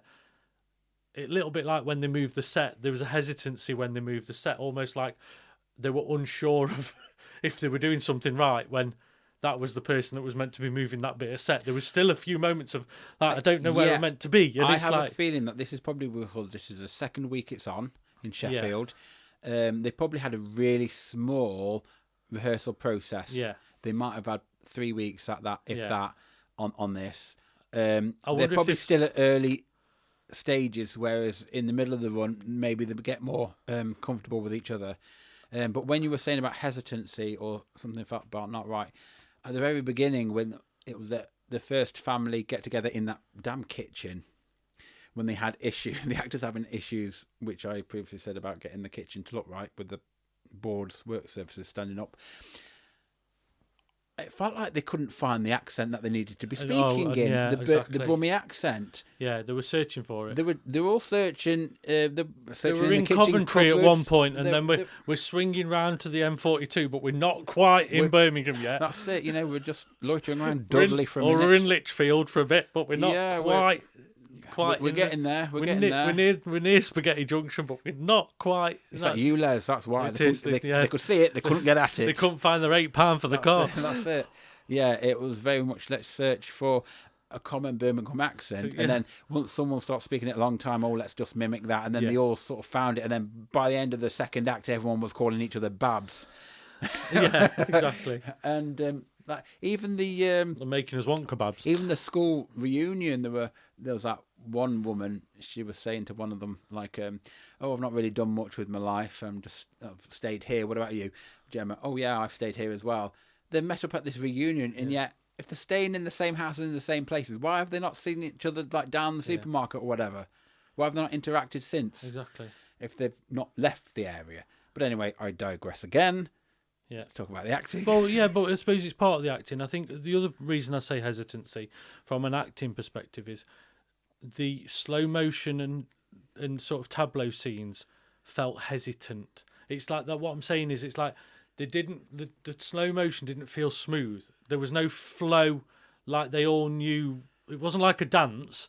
It just felt like we'll do it slow so we get to put stuff there. But it was no like choreography. That there was definite knowing where people were doing what they were doing, and that becomes really tedious when you're watching something. Yeah, and even slowed down. And even though this was their second performance at Sheffield, because it opened on the Wednesday, we saw it on the Thursday.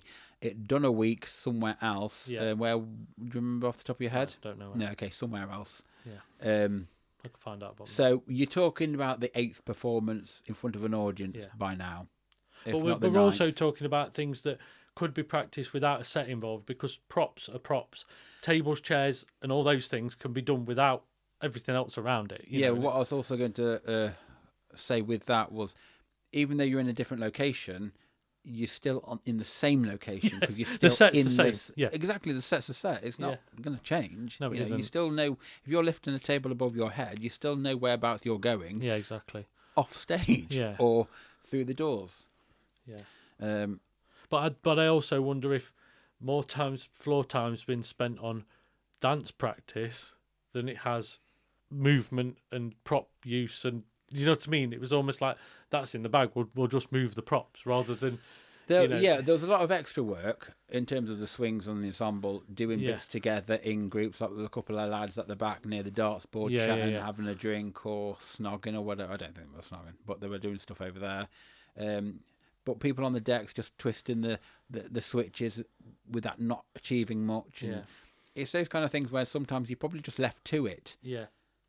You know, where there was one scene where they were moving the tables and chairs in because the family said, "Oh, come on now, we need to have some tables and chairs in it because in the just pub, taken them off because we were in the pub we were already in. Yes. But we need the tables and back chairs." So the lads brought them in, and one lad brought 2 chairs in, and then one of the guys just came up to him and just took one chair off him. But it looks so awkward, like. Oh, I know. It's all right. Don't look at me. I've got something to do in this scene. I'm going to grab that chair. I'll do that. Yeah, and then once he did that, that was it. Yeah, that's what I meant by the whole choreography of that, and like they've been left to it sometimes. Like you stand in the back and you just entertain yourself there, and you do there. You know, you look at productions like Come From Away or Tommy the Musical that I've seen years ago. That and also bare stage productions where Drive Your Bones Over the Plough of the Dead. Drive the plough over the bones of the dead. You know that. Drive your plough into drive your bone into the plough of the dead. drive your. But they're all productions with chairs. Yes. And empty space, and those were all done with such calm, collected ease that you wouldn't have even known those chairs moved because they just all ended up in the places they needed to be. Because it wasn't about the chairs moving, something else was happening on stage while that was happening.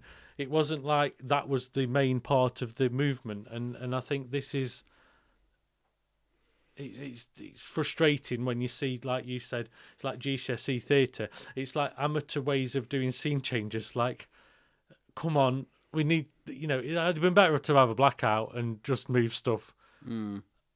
And then do the next scene, because there was a few moments of promise where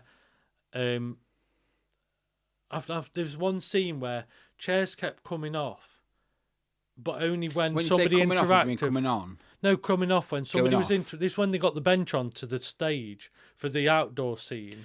Right. But they were all sat on the chairs, and they were acting something out where they went to each boy to like to flirt with them. Oh, there right. was that, but it took so long that it just felt like we're doing this as a dance to get the chairs off. It's another they turn that into a little moment of a production. And it just felt like itself. we're doing it to get the chairs off. Still, it's the chairs again, and it's and then look, the bench is the last thing on it, and that's part of the next scene, and it was like it's not creative enough. There's a subtle line where you need to change the set, change the scene. Yeah.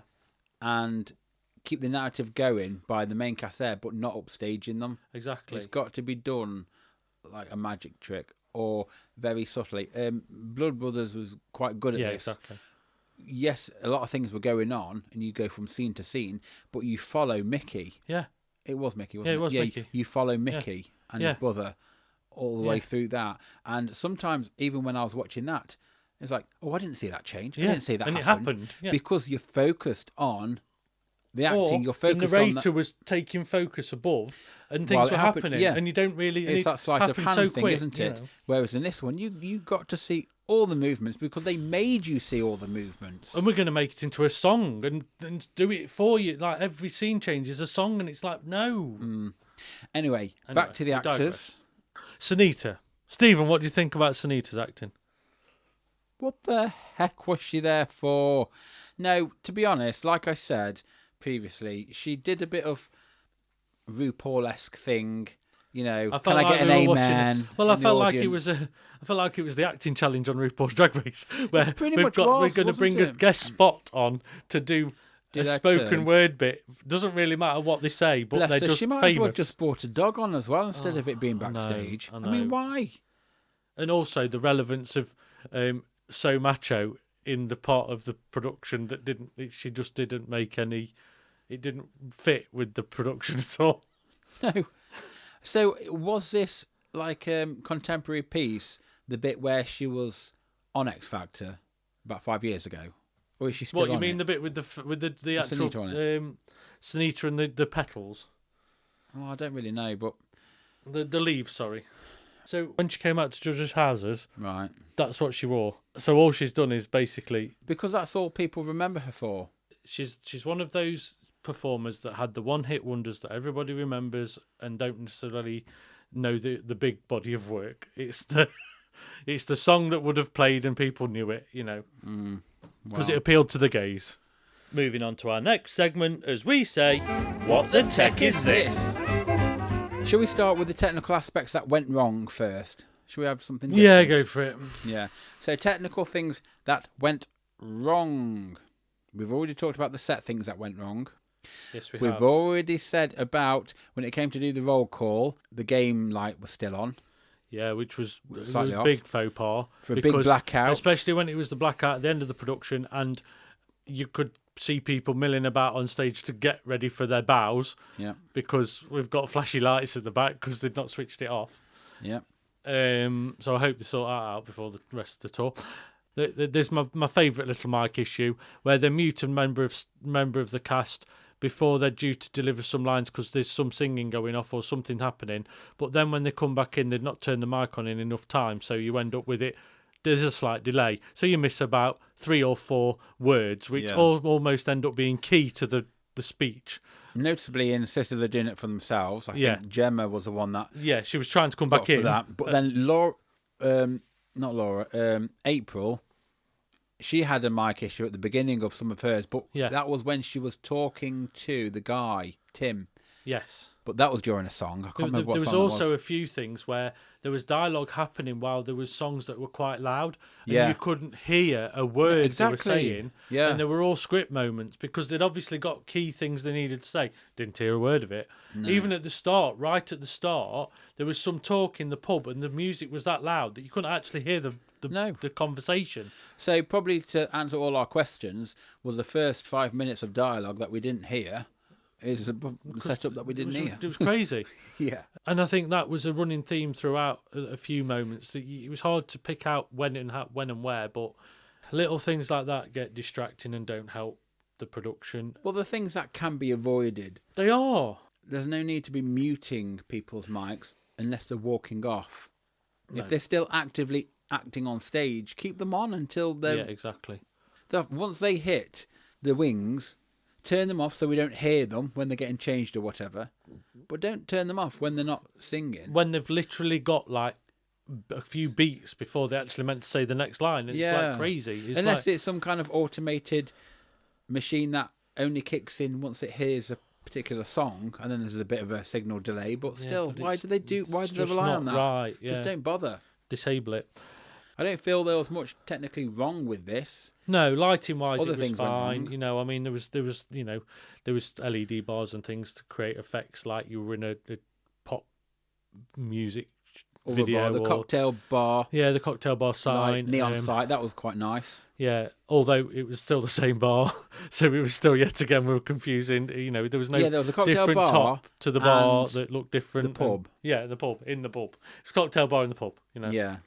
The only difference was a metallic stool. It would have helped if there was a different screen or a pull-out thing on that side that actually had cocktails on the back bar or bottles of cocktails. Anyway, it was just a little confusing.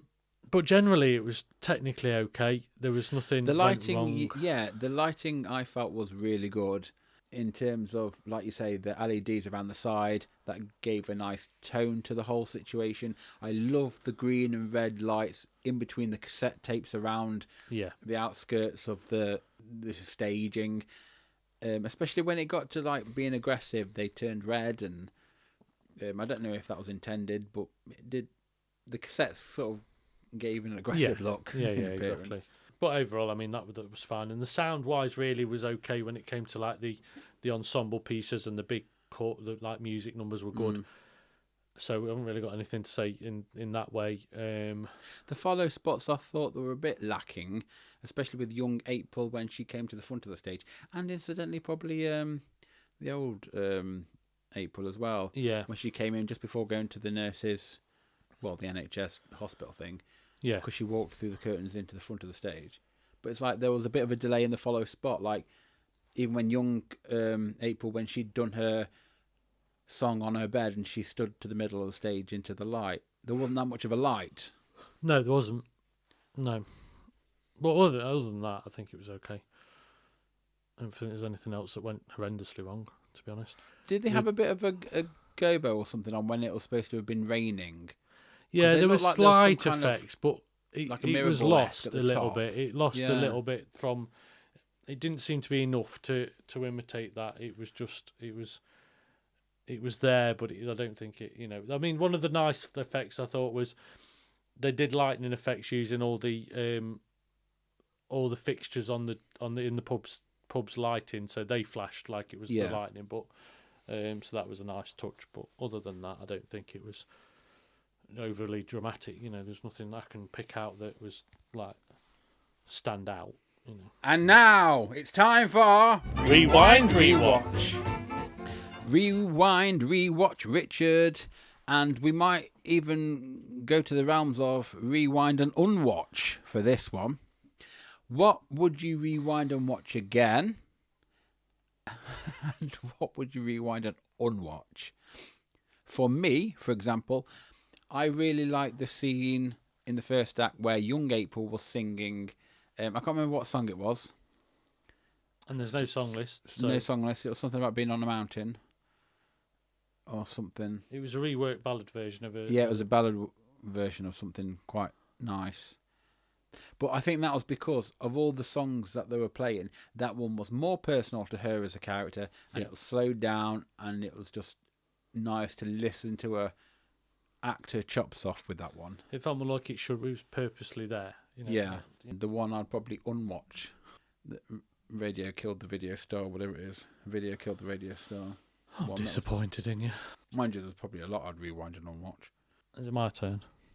Yeah, I'm just letting you think. I'm going to go with. I'm going with the scene on the bench in the second half where Gemma and April have an argument, because that for me was one of the turning points in the production that was actually showed a bit more depth to it, shall we say? But in its current form, I don't think I could watch it again. No. I think that's where I'm going with this one. Moving on to our final segment, as we say, Call this a show? call this a show, Richard. Is it? Now, that's what I call a musical, but is it? It's not what I call a musical. There's some storyline in there. It's desperately crying out to be something else, I feel. I think the comedy in it was really good. Yeah. There was some comedy moments within the extra ensemble cast with the returning to class as a reunion. There's some good bits there, but I feel that it's probably best off being something else, not this. I think for me, it's more the fact that it needed life in the right places. I think there was a lot of work put into some of the musical numbers, but it's very easy to get lost into that they're really good. Yeah. But they still have no relevance to the production. So we get lost in pushing ourselves to do it because the drive is we've got a show to perform. So let's keep going, and let's keep going. But it's still not good enough. No, it's still not a exactly. piece of theatre that's worth watching. But we've still got to do it because we've got to keep smiling and we've got to keep going. Yeah. Because we've committed to this now. And I do feel for the cast. Yeah, because it's early days for them as well. I feel really strongly that they have got to push on with this because it will sell tickets and they will have to do it. I know that it's not something I'd go to again. It's not something I'm going to recommend because I wouldn't want people to pay a lot of money and get disappointed and walk out going, well, it was good, but not actually saying what was they actually thought. You know, if it was impressive, I'd be saying, go and see this. This is really good. It's worth it. But I'm not. What I am doing is saying, go and see Kathy and Stella while you can, or 42 Balloons. Exactly. Or other plays. Yeah. Pride and Prejudice, sort of. The ones that stand up because they are really well done.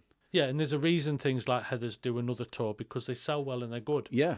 You know, there's a reason that some productions can keep touring or stay for a long time in the West End because they have got the strength of story and performance and music and everything goes with it. Yeah. Because the work has been put in. Yeah. This hasn't had work put into it. It's had a lot of encouragement and they've had a lot of money spent on it. It's really good visually. Yeah. Far better than the Syndicate. It's just not there. Whilst it's a good looking set, it's just too busy, too messy. Yeah.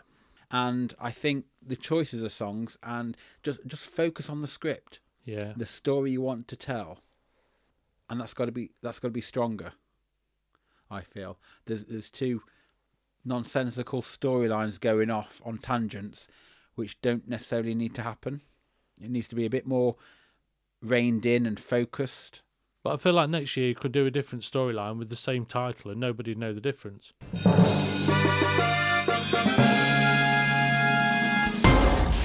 Scores then please, Richard, for Now That's What I Call a Musical, on a scale of 1 to 10, with 10 being an instant chart topper and 1 being a cassette tape that's all chewed up. What's it going to be? Well, all I can give it is a 5. It just needs a lot more work, to be quite honest. Yes, I think there's parts of it there which could really develop into something really good. And I said really twice. However, for the fact of just having Sunita in just for about 5 minutes, no, just 5, get rid of her. Oh my God, that sounds horrible. Waste of time. And it's a 5 from me. So, what sound effect will you be choosing from the following? A complete train wreck? Tumbleweed? An audible shrug of the shoulders? A slow clap? A pleasant applause? Or a standing ovation? What will it be? For me, I think with this production, I probably will just give it a slow clap. Not a pleasant applause. I was thinking a pleasant applause. No, I don't think it deserves a pleasant applause. It is slow clap round for me too. It's a cross between a slow clap and a pleasant applause. And a bit of tumbleweed thrown in the mix. With a bit of a tumbleweed. And do you know what? This might be the this might be the only one. This is a mashup. This one where we get the mega mix of all our sound effects. Yeah, is on, I think it deserves it. Apart from the standing ovation. Apart from the standing ovation. And the pleasant applause. The rest is going to be like... Throw them all in. A little bit of pleasant applause, maybe. Yeah, just the mega mix. Of our there's sound a few moments of pleasant applause. There but, is, but, yeah. But other than that, and let's not get started with the end of it.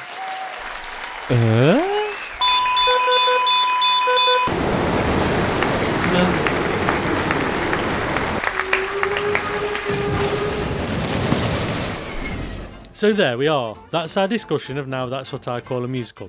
We hope you found it insightful. If not, entertaining. Stay tuned as we bring you more of our thoughts and opinions on many theatrical delights in future episodes.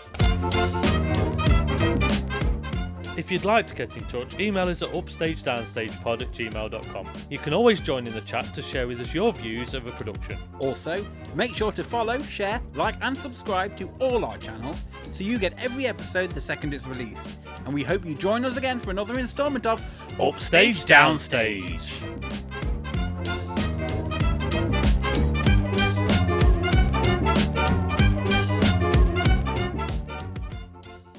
So dust off your spandex, crimp your hair and get ready to play press on the rest of... Why have I fucked that up? So dust off your spandex, crimp your hair and get ready to press play on the rest of your life. It's very unlike me to fluff. Do it again. Set the scene. Well, we've managed easily to do that. Why do we struggle all the time? And this time it's been right. There's only like a couple of fluffs between us. Stay tuned as we bring you more of our thoughts and delights. 2 words. I just looked there and I thought, and delights, and as soon as it came out my mouth, I thought, that's wrong. Well, that's what I call a musical fail. We don't have time for well in post your opinion. No, I did it wrong. Of course you did. Well, that's what we don't have time for a well. Well. Well. No, we don't have time for a well. It's a post. It's a quick thing. It will be, because I'm going to do it quick. Well, that's what I call a music fail. Oh, instead of a now. Come on. It's not a now. It's a well. It's now. That's what I call. Yeah, but you should go. Now that's what I call a musical fail. No, there's no musical fail. It's music fail. A musical fail. No, music fail, as in musical, music fail. Musical. No. I'm just trying to do it different to yours. They're not meant to be the same, are they? Shall I do now again? Same as you. Do you want to do it now? I'll do it now. Well, I'm doing it what? I'm recording.